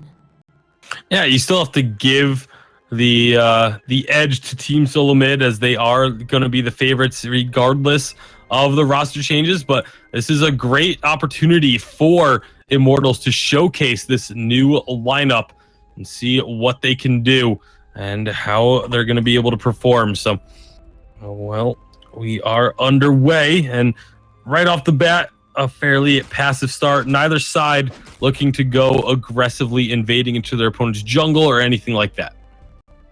Yeah, I mean, that's actually kind of interesting to be so passive. I mean, obviously with a Cruel, you expect that from Team Solo Mid, but the Grumpjaw and Ringo, I expect a little bit more aggression in that first rotation. Instead, they're going to keep it pretty simple. Best Chuck and able to just come up here and parry up with D'Enzio. It's going to be a big battle. I think a lot hinges on D'Enzio's ability to deal with this Adagio effectively. As we do see, Cruel does come up here. Nice quibble. Does land. Evol on this spin. He's going to have to play his life out. Pawn the original goes very low, but so Von C taking a few shots as well from that turret. All right, so with early game pressure, neither team really has massive early game strengths. And so I feel like we're going to see a little bit more mid-game focus, but they're going to take shots wherever they can, try and get an edge, especially on the side of Team Solo Mid, because they have the sustain advantage with the Adagio heal that can come out. Again, going to be keeping an eye on Von C and Pawn the Original in the jungle to see who looks to make the first move. Pawn the Original with 2 weapon blades. I'm curious to see if that's just to help with the early clear times, or if it is actually going to be a weapon Grumpjaw. It could be a Crystal Ringo. I mean, yeah, it was just as I said. D'Enzio picks up those crystal bits and then the Eclipse Prism to push this. So weapon Grumpjaw with the Crystal Ringo. That means that D'Enzio's slow, this Achilles heel, is going to be so critical, because not only is it going to be able to deal some crowd control and catch out one of those carries, but also it's going to be doing a lot of damage as well. No, they are going to be looking for those Hellfire Brews to come through. And so that means reflex block's going to be very, very important, as if they weren't already going to be with a Grumpjaw. I'm interested to see how this weapon Grumpjaw is going to perform, as typically in 2.4, the Grumpjaws that we saw were Crystal Grumpjaw, and going for just that massive cooldown, being able to fire off that ultimate as many times as possible. But, the weapon Grumpjaw can do a pretty hefty amount of damage. Is basically the highest attack speed in the game when he uses that B ability onto a target. So yeah, it's you gonna have to be wary. It's gonna really be dependent on Dienzio's use of the Ringo, right? Because the Grumpjaw's weapon, so he's gonna have breaking point likely, and he's gonna want to have a lot of sustain. And so when he starts to build breaking point stacks, he's going to want to be able to stay on target, and he's going to need that Ringo to help him do that. That slow is going to be so critical. Sweetener's on the Arden is going to be important. Vanguard's to help him get in position, but really, you really want to prevent the enemy team from escaping, and that's, I think, they're going to be the strategy. I'm curious to see how it plays, though, because with Cruel, you're going to have another hero, the enemy hero, building breaking points as well. So I have to imagine one of the strategies going through Immortals right now is to take Von C out of a fight with the Grumpjaw so that you can take out Adagio, and then by the time Cruel comes back into the fight, Grumpjaw will have way more stacks than Cruel and likely win that fight. Yeah, that's going to be a concern. Again, it's something that I'm sure they're aware of and are going to be thinking of a way to try and deal with that. I figure that the Hellfire Brews are probably going to be coming out early on these fights, because if you wait too long, if a couple of weakness stacks get thrown onto Dienzio before the Hellfire Brew comes out, that's going to severely diminish that damage. No, this is true. So you just have to see, like how I think that's a combo. It's really critical for Immortals to focus on comboing. Of course, you got Sweetener's at the helm, one of the probably best shot callers on a support that there is in the game. Looking to definitely try to help his team, utilize their strengths and their power spikes to their fullest. Here you see Zio is going to have to back off a little bit. Best Chuck and A pushes up with this Adagio. This Adagio is very fearsome already with the alternating current. So very quick buy there. Zio hasn't built a tier 3 item as he's pushed into this weapon, into this crystal build path, I mean. And even Von C is still a few items off and not really in a position to buy a tier 3. I'm trying to actually understand why Von C is so far behind. He is leading the jungle. He's leading Grumpjaw in CS by a slight amount. I mean, he's actually pretty much on par with Pawn the Original in terms of itemization. They've both gone for a bunch of tier 2s instead of going straight for a tier 3. And so it's just a matter of the itemization preference at this point. So really either of them can go ahead and pick up or have had enough gold to pick up a tier 3, but because they've gone for multiple tier 2s instead, that's why it looks like there may be a bit of a discrepancy there, but they're actually pretty much on par with each other. It's up in the lane. You have Dienzio with the Shatter Glass, Best Chuck with the Alternating Current. Again, going to see who can take advantage of these item spikes. But right now, both teams seem very happy to just play passive. One thing, speaking of item spikes, is the fact that Ponderizzo's at level 7, so he's got not only his Hungry Swallow, but he's also, got a decent amount of damage and defense over everybody on the side of Team Solo Bit. That's not going to last much longer. You do see Cruel finally hits level 7 as well, but we haven't really seen the ultimates timed up. Now, the supports, neither of them are level 6 yet, so those ults really aren't on the table. You have to imagine both teams are looking to try to combo their support ultimates with their carries. All right, so Dienzio getting some good damage on the Best Chuck. Here comes Pod. He has his ultimate, but doesn't have a target to use it on as Best Chuck and A gets himself back to safety, and he knows he can't eat up that Finn. So it's just going to be back to the drawing board, back to farming. As again, neither side has really been able to push any sort of advantage. You can see it in the gold, pretty much dead even 7.5 minutes. Not often that we see that. No, that's true. That's true. Von C goes with the Poison Shiv over a breaking point. And so, he's going to have a little bit of sustain and attack speed. He's not going to have a whole lot of damage here early on. All All right, force the court's going to pull in Dienzio, but they're still under the turret. Still, the damage is enough. Von C with the weakness X getting applied now onto the wow. Grump Jaw. There's the execute with a maxed out, overdriven Spectral Smite. It's going to be enough for that kill. 2-0 to Team Solo Mid, just like that. Wow, and just when I was saying that the Cruel wasn't going to have a huge amount of damage, Von C plays his advantage perfectly. He's on par with the Grump Jaw, but he focuses on taking out Zeo first, and it really paid off. So much damage comes out of his abilities without having to build any crystal items whatsoever, which just makes him such an early game, mid game powerhouse. Once he gets a little bit of a lead, or if he's able to stay neck and neck. The Grump Jaw, I mean, has the Sorrow Blade, but that kill definitely detrimental. Is going to allow Von C to appear to take an early lead. Plus, also Pawn the Original's decision to go with an infusion. If it doesn't get utilized correctly, we'll definitely put him back as well. All right, and so right now, 9 minutes into this game, the gold lead has suddenly shown up. I mean, just 2 minutes ago, the gold was dead even. But now, I mean, this is the Team Solo Mid play style. Like, their games look very even until they all of a sudden show that they are actually quite far ahead. As this time, it was in the form of a couple of kills, a turret, a gold miner, all going their way. And now, let's see if they push this advantage. They're already getting to work on this tier 2 turret, but doing so from a safe distance. Well, it's late. They don't want to stay up any later than they have to. They want to get this game over with. At least that's how they're playing. 9 minutes, it just looked very, very fluid. Moving in and out of this jungle, even against the Grump Jaw, which notoriously can be very hard to manage.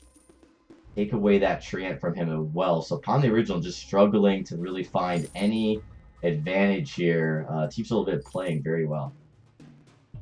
All right. Well, they are going to be just again sticking to their tried and true strategy, staying together as a unit, not straying too far apart, not really allowing any opportunities for one of them to get picked off or caught in a bad situation, sending both of the carries through the jungle in order to maximize gold efficiency onto the 2 damage dealers, while Evil sits up in the lane, and just the only gold he takes is when a minion is about to go down for a last hit. And it just sets you up into such a good position. Dienzio's going to get jumped on, but Von C gets eaten. Pawn the Original charges, spits him out on the other side of the gauntlet. However, it is going to be the Gadagio finding the first kill. Best Chuck is low, but he's still fighting. They find a second kill, and Sweet Generous just has to run as he will be watching his turret fall from a distance. Team Solo Mid is absolutely in control. Oh man, that looked like such a great engagement from Immortals. You saw the Swallow and the Gauntlet come out at the same time. I think a little bit of a misplay by Pawn as he wasn't able to drop the enemy right onto the Gauntlet wall to get that stun. Instead, actually going through the Gauntlet to release. So the Cruel, which really didn't help anybody out on Immortals. Ultimately, it wasn't long enough. The stun would have given even more time for them maybe to take out Best Chuck and A. But as soon as the Cruel came back in, was able to kind of get back into the fight and help Best Chuck finish it off. Really incredible Verse of Judgment by Best Chuck and A. He was able to live through it and get that damage off, which helped them win that fight as well. All right. Well, right now, down in the jungle, you've got a couple items getting purchased. Pawn the Original now has an Aegis. Obviously, Dienzio is still looking to get himself ramped up fully. Does not have a broken myth, which is something I like to see on Ringo, is them avoiding the broken myth. And when all of your damage is reliant on that Hellfire Brew, you're more often than not throwing it out early and not having a chance to get your broken myth stacks built up. So I like to see just the flat crystal power. However, that's it's still Crystal Power Ringo has a lot of trouble getting himself into a spot. Does get stunned up there, but that's going to be a nice burst coming through now. It gets blocked, but the damage is already done. Even with the Crystal Sentry, it doesn't seem to matter. Von C is now on Pawn the original. That one-on-one is going to go the way of the Krull. Those weakness stacks too much to overcome. And it's another 2-0 for Team Solo Mid. This will be that third turret falling. And it's really a great spot. Team Solo Mid, moving at a nice steady pace. They're not being over aggressive, but when they see the fight that they can win, they take it. A Swallow again trying to get the Cruel out of the fight, but they're not able to pair it up with the stun. The Gauntlet came out, but that time was negated by the Quibble. Incredible heads up by Evil to be able to make that happen. Really heads up play by him, and that would have forced the Cruel to be out of fight just a tad longer. Instead, and the Best Chuck and A focus. They cannot focus down Best Chuck and A fast enough. Grumshaw's trying to worry about getting that Swallow and comboing that stun, that he's not paying attention to the fact that Best Chuck and A is just burning everybody in the fight. All right, well, this is looking pretty grim now for Immortals. As Team Solo Mid continue to dominate these team fights, they have yet to pick up an ace, but they have just been taking 2 kills every single time.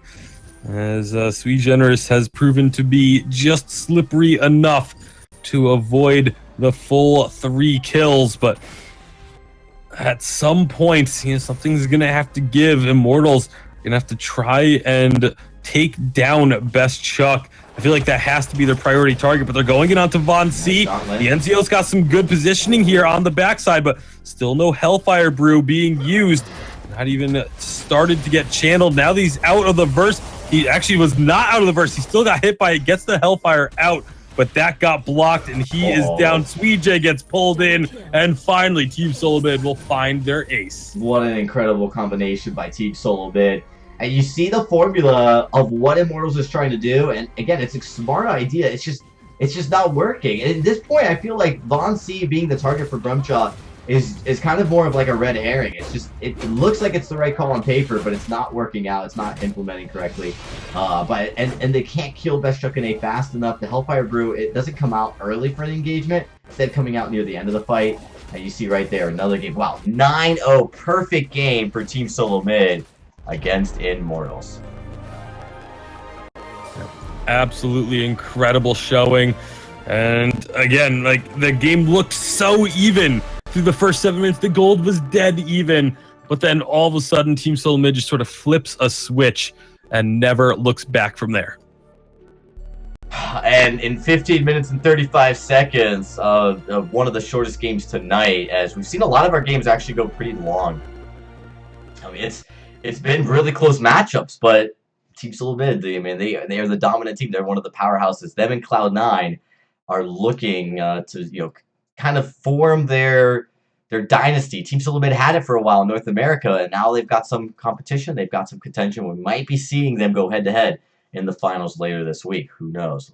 We'll wait and see. But we've got another game here. Team Solo Mid with their focus on the prize, looking to come in here and take out Immortals in 2 games. We'll have to see if they can do it in just a few moments as we get ready for game number 2. Game number 2. And what really has been very one-sided. I mean, it was really hard to implement and execute against players like Best Chuck and A and Von C. They just weren't able to take down Best Chuck and A fast enough. So by the time Von C came out of into the fight, it was too late. Unfortunate for Immortals. I think we're ready to get into the draft for game number 2, as should be pretty close. Just waiting for the all clear. A side connected. We're just waiting for Team Solo Mid. We should be in this, and I'm not trying to think of what Immortals could have done differently, because on paper it just seemed like it could work. They tried to get onto the Adagio, but the Crystal Ringo wasn't able to do enough damage at that point where Adagio was really strong to bring him down fast enough. Yeah, I mean, and again, the Kroll was able to apply the weakness stacks where needed. It was so difficult for any of the three members of Team Solomid to fall. They had so much durability, and unfortunately, Immortals just were not able to deal with that. The draft begins. No, absolutely. All right, looks like we're ready to get into the draft for game number 2. As just waiting for all the players to reconfirm here. And there's the ban. No bonus time used, almost. But Lance ban coming out from Immortals.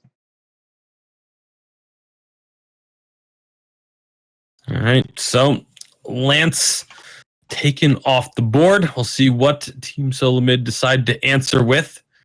And I mean, they could really go wherever they want with this ban, because even with Flash X gone, we learned during the regular season that Best Chuck and even Von C to an extent had stepped up in the draft phase for Team Solomid. So they're still able to get very comfortable and very confident drafts, even without Flash X, who for so long we attributed as being the sole mastermind sort of behind a Team Solomid drafts, but no longer the case. No longer is he the only one responsible for these advantages they're able to pick up, but they're using an awful lot of bonus time on this draft ban. Yeah, they are. Does look like we might have an issue here connection-wise in the draft client. We're going to get a quick update from the teams as there we go. A little bit of a delay getting into this draft, so the draft begins. We are going to restart that draft. Make sure the teams are connected.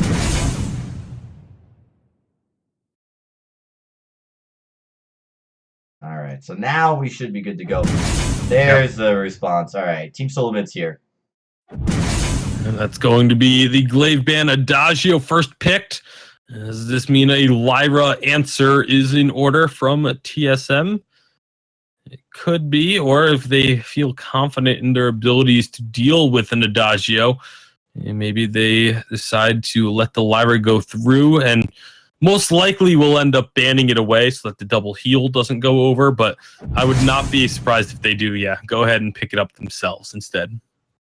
Absolutely. And, this all stems around how comfortable Evil is on different supports. We saw him play really well in the Finn, but clearly in this case, they just see the Lyra as a bigger pick. So they go with the Fortress ban, which I actually think is interesting. They could have instead banned the Finn. I think Finn is a really, really strong hero in this pool, but, they're going up against the Lyra. So, Lyra can just, sigil out of a sticky situation or portal out of a sticky situation. All right, so next pick, or next ban, I should say, to come through. Like I said, Grumpjaw could be a likely selection, as it has been so heavily prioritized in the ban phases.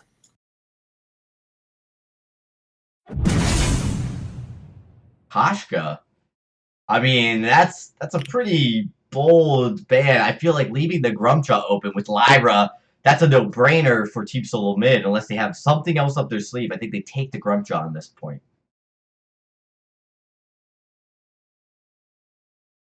Yeah, I mean, Koshka is obviously very strong in the hands of someone like Von C, but he has so many other heroes they can play. I really don't feel like trying to target ban Von C is ever going to be an effective strategy. The Kestrel comes out. This could go to Best Chuck, but I have a feeling this will be a Von C Kestrel, very likely to be a Crystal Kestrel at that. Yeah, I definitely agree. And leaving the Grumpjaw open, now the question comes down to, does Immortals with this Adagio pair that up with the Grumpjaw? It didn't work in game 1, but I don't think that means that it's not a good pick going into a Lyra. The only challenge is Lyra's Bulwark will prevent you from jumping into fights all the time, but the duration's not that long. It's a shorter duration than in previous updates, even in 2.4, so I think that it's still a hero that they should be contemplating. It looks like they're running very, very close to running out of bonus time here. And instead, they used up almost all their time there in going with the Arden pick. All right, so Arden does come through. Where do they decide to go with their final selection? Likely going to be a jungler, but it's like there's actually an issue. Well, it looks like, yep, we have a slight issue here as we The draft begins. need to get back into this draft, get it all kind of reset. People are asking, hey, well, when you run out of time, what's the penalty? Well, currently in Vainglory, there are no penalties for running out of draft time. The draft time is more of a guideline to make sure we're not here all night. That's at least how it's set up right now in the competitive scene. So not too surprising, as we're going to see this draft pretty much retake its form as it just had, and we should be getting better. But yes, that was, technically, I guess you'd call that a dodge, Tasty. But really just, maybe there was a connection issue that forced them to use up more bonus time than they realized.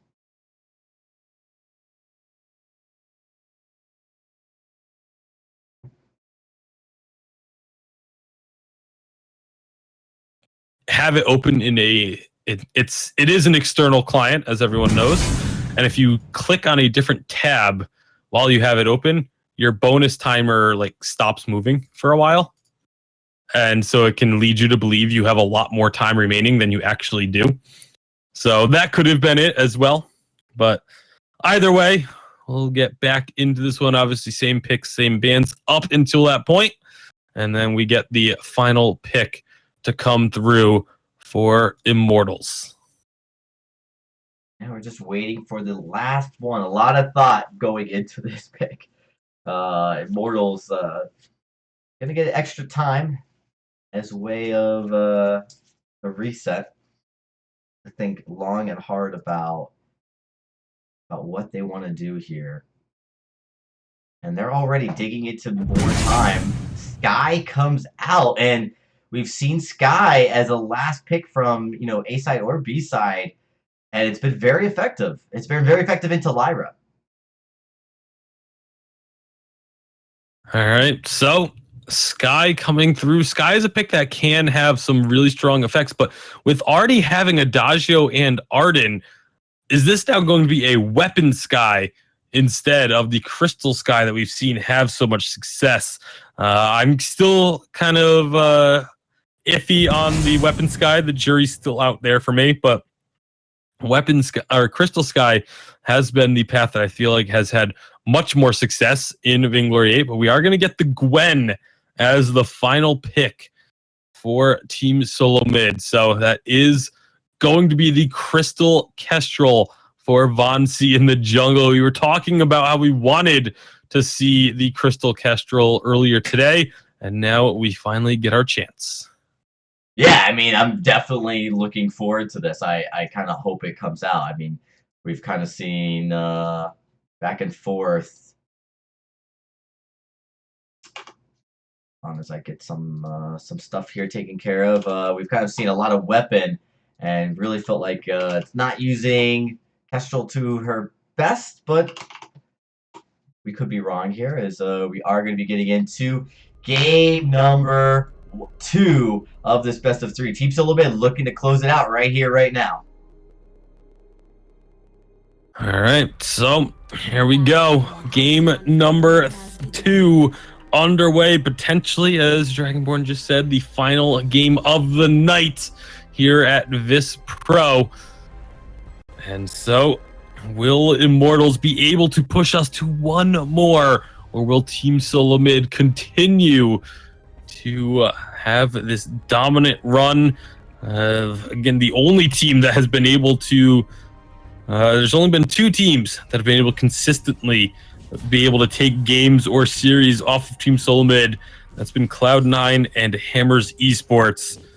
And so they've been looking very strong as they continue to start things off strong. Suijay was looking for aggressive play, but was turned away very quickly. Yeah, I mean, just trying to maybe poke his head too far down the rabbit hole there. Luckily, he is able to get out. It is going to be part of the original on this Sky, going to be able to pick up that Elder Treant. And that's going to give him a nice amount of sustain. Sky definitely can appreciate the extra health and energy regen he's going to get. Arden going to rotate up here and support Zeo here on the laning side. Zeo, now we haven't seen Zeo play a ton of this Adagio play. It looks like it's going... Now here's the interesting question, is Pond is going Crystal, Tasty. Does that mean Zeo is going Weapon? Or is this going to be a double CP? We saw the Weapon Adagio. It obviously surprised both of us with how much damage you could put out, but it's something that we haven't seen a whole lot of.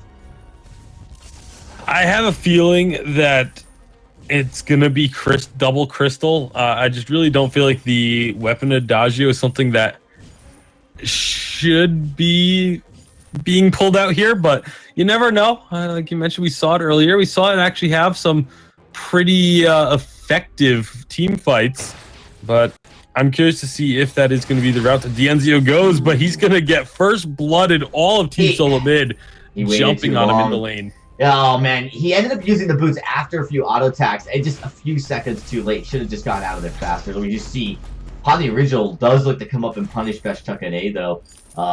Nice Suri strike by Pond gets in there, looking to keep harassing Chuck as well. There's Von C. Will clear out this last Elder Treant before rotating down. At 3 minutes, he might be able to come down here and contest if there's an Elder Treant up in a few seconds. Should be coming up shortly. But instead, going to rotate up to the lane. Han's back at his jungle, and Chuck, he's just going to keep pushing up and pushing his advantage. It's very, very close in CS between both Zeo and Pond. Oh, look at that damage coming out. And it's a lot of harassment being dished out at the moment. Von C is going for the Crystal Kestrel. And it does look like it will be Dienzio going for a Weapon Adagio. So I'm not quite sure where the Weapon Adagio is coming from all of a sudden, that we've seen it twice now today, but we'll have to see if it will be effective here for Dienzio. Oh, you know what? It's all about that new last innovation to the meta right before the patch hits the tournament circuit. So, I mean, I'm as impressed and surprised as you are, Tasty. But you know, what we saw, it really worked well. In fact, I would argue that it was so effective that it kept Necrolite in a game that they otherwise probably would have lost much sooner. But I really like Von C on this Crystal Kestrel. You know, the weapon kestrels we've seen have been pretty flat, pretty, even when they were successful, not as exciting and as full of fireworks as these Crystal Kestrels so often is. Yeah, it's just a lot more burst on the Crystal Kestrel than what we've been seeing from the weapon variants. And with Best Chuck NA going for a tension bow, it's going to be all about the burst for Team Solo Mid. Dienzio and Pond the Original are going to have to be very, very careful. Pond the Original goes and gets himself a Frostburn, so he's doing quite well for himself in the jungle thus far. Monty looking to contest this Treant with Pond. Pond does get it, but there's the burst. It's all about that burst. No trouble for Team Solo Mid to get in there and clean up Pond the Original. And now they look to just rotate up to the lane. This is actually going to give Von C a clear jungle here to just move in and possibly take some of this farm. Scout Trap does catch him out, so he's not going to be able to come up from behind. Immortals. Oh, but he still gets the stun onto Sweet Generous. Dienzio tries to rotate down, but Best Chuck and Evol are there as well. Dienzio gets hit by a one-shot and a single attack from Best Chuck, and is all of a sudden drops to about a little under a quarter health. And again, that's the level of insane burst damage that's going to be coming out. And Von C doesn't even have a Shatter Glass yet. So this is just going to get even scarier for the members of Immortals until they can start picking up some defense. Yeah, and Sky's actually going to have a hard time, if the bulwarks are placed correctly, of getting on the backline. He might get stopped up a few times. Evil's going to have to be clutch. But the Sky will be able to kind of surprise you and maybe pick off a few kills and keep this trades even in some of these fights. We do see, Team Solo Mid looking to try to push up here and get this turret with that recall to Zio, but they're not able to get anything out of that recall, as Han doing a great job with Suijay keeping that minion wave from pushing all the way up to that turret. Yeah, really nice job keeping the barrier on the turret so that it can't take any additional damage. Well, I'm going to be backing off. Vonsy actually gets himself a Frostburn of his own, so that could be pretty scary. It means when those glimmer shots hit, it's going to be that much easier to make sure that consecutive glimmer shots end up connecting. And so there's a lot of slows on the side of Team Solo Mid now. Between the buckshots, you have Lyra able to apply slows, and now Von C applying slows as well. Going to be pretty difficult for members of Immortals to reposition themselves. As again, Team Solo Mid just putting a lot of pressure up on this turret. Oh, nice double stun gauntlet. And Gauntlet comes down, catches 2, but not able to capitalize on it, and now it's a long cooldown that Immortals are not going to have access to. One shot comes out, hits Suijay. That's the best target for Immortals to have the one shot connect on. But Von C is not done. Again, just going to be throwing out those glimmer shots whenever he can, trying to just get some chip damage onto the members of Immortals, trying to force them away from this turret. He's going to be sitting on the sigil, but he's eating a ton of forward barrage damage there. Von C is going to have to be very careful now. Yeah, he's not able to land these glimmer shots as consistently as earlier because Immortals has done a great job at dodging around them and positioning in front of obstacles to avoid it. So it's been very well played so far by Immortals with that, because that's where Von C is going to just be wrecking havoc, is when he lands a few glimmer shots early right before a fight. All of Immortals, though, is together. They're actually going to split up right now. Suijay and Zio, they rotate down to the shop. And it's going to be, Zio, he's continuing to build this very strong, straight weapon Adagio, which is just really incredible. And it does pack a big punch, but the sustain seems to be where it really shines, and it can creep up on you for sure. There's a lot of burst on the side of Team Solo Mid, but the sustained damage coming from that Adagio might help Immortals weather that storm. Oh, that's going to be interesting to see, especially with Von C. I mean, we saw at the Unified Championship, he would get for very much glass cannon builds, very rarely building defense. They are going to take down this turret with all that damage that was built up. Oh, beautiful Aces High connects. That's an easy kill for them to find. Now they can chase in onto Dienzio. Portals forward. Still no kill. Suijay almost falling to the one shot. However, it is just going to be the one, or is Vonsi? Oh, he doesn't quite hit the glimmer shot onto Suijay. But with the minions pushing in, they're going to work on this second turret, and so much burst damage means that it is going to go down. That is 2 quick turrets picked up from Team Solo Mid. And again, the games feel very even until Team Solo Mid suddenly just flips a switch and grabs a massive lead. Yeah, absolutely. And it's just kind of how they play. They don't really lose that confidence or that edge in these games, even if they're down behind a little bit. They haven't really been behind at all in these series. Not a single second has it felt like they've been behind, so that definitely helps. But even when they play aggressively, they play confidently, and it's been really challenging. We've seen that this on the original in the Sky has just not been able to be effective whatsoever at 0, 2, and 0. Big damage. Dienzio will have the one shot blocked by Suijay. That's the only reason he's still alive right now. 5 seconds on that portal. Evol, are they going to look for it? They are not going to. They back off. That was very close to being some more kills going the way of Team Solo Mid. Instead, they're just going to rotate down and settle for a gold miner. Oh man, that's a pretty good settle though, because that's a huge amount of gold. It's absolutely filled to the brink. 300 gold each. As you're looking at 2 turrets and a gold miner in favor of Team Solo Mid. That means the gold lead is starting to swell. It's approaching about close to 5. It's a 4,000 gold lead right now, but it after this rotation might get closer and closer to a 5,000 gold lead here pretty shortly. And we'll see where it ends up. And they're again sending Evol to the lane while Vonsi and Best Chuck clear out the jungle. maximizing their gold income on the damage dealers. They're gonna just rotate through up into the lane, clearing out vision as they go, making sure that Immortals have as little information as possible about their whereabouts in the next minute or two. There's one really nice scout trap from Immortals up in the lane that I don't think Team Solo Mid are even going to spot, if at all, throughout this entire game. So right now they're just, again, putting pressure on the lane, looking for chip damage on the turret, trying to dissuade anyone from Immortals from trying to stay and defend it. Sui Generous losing about half of his health just off of that. Now Pawn the Original losing most of his health. Sui J going low as well. Vonsi looking for an angle. One shot connects and takes down Pawn. Wow.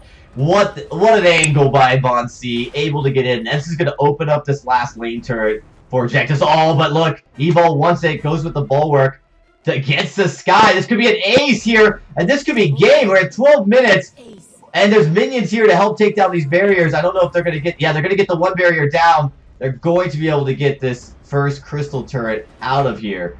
They're going to have to back away. Oh, no, look, Best Grenade with this ace buff. They have another wave of minions. They could go for this, and they are going for this. Pawn trying to defend, but he's gone. This is the turret down, and 12.5 minutes. Team Solo Mid, nice gauntlet, will stun them up, but I just don't know if that's going to be enough. The Enzio doing a lot of damage to Chuck, and meanwhile, Vonsi and Evil can't get in there, but they do get the kill, and this is going to be game. Actually, well, Pawn has a chance to save this, but it's going to be tough with the damage coming out of Vonsi. Is he going to choose for the crystal or the fight? He needs to try and get... Oh, big active camo stun. That will secure it.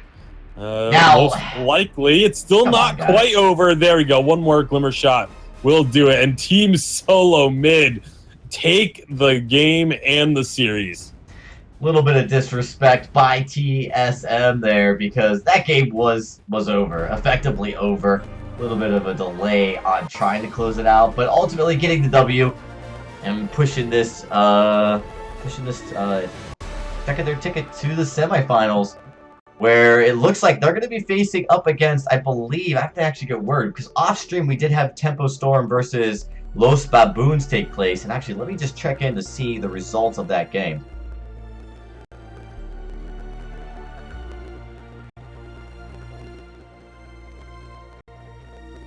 And actually just got word, Tempo Storm did come out as the victors, so Los Baboons did drop ultimately. Man, so it is going to be Tempo Storm versus Team Solo Mid here going into the semifinals, with Cloud9 looking to match up against Nova.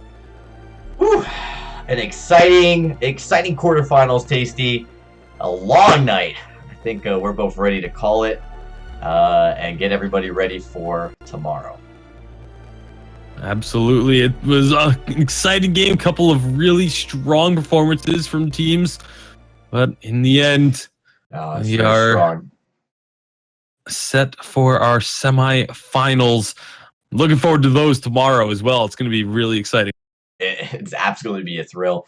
And we are, of course, excited to bring it to you. Keep in mind, everybody, tomorrow's semifinals. But after that, we are going to have the best-of-5 finals that will be taking place on Friday. You're not going to want to miss that one either, as it's going to conclude our first split here in the spring season of VISPRO. Thanks, everyone, for tuning in tonight. We appreciate you guys all coming out and watching. We hope you enjoy the show. We'll see you again tomorrow. Good night, everybody.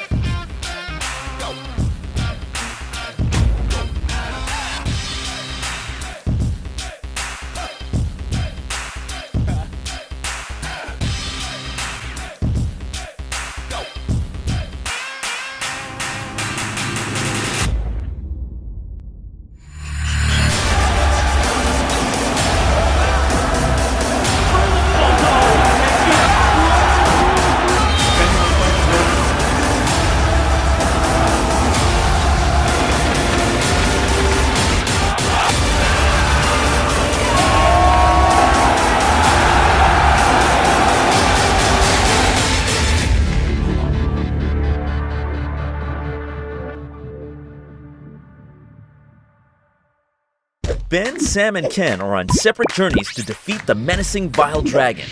But let's just say luck isn't on their side. If only there was a way for them to find each other and band together. Well, that's why there's Band. It's a mobile app that allows people to come together using common interests. With Band, you can find fellow gamers, chat, schedule gaming sessions, and conduct polls. Stage epic battles with friends while sharing videos and photos along the way. So try Band today. Band. Be together.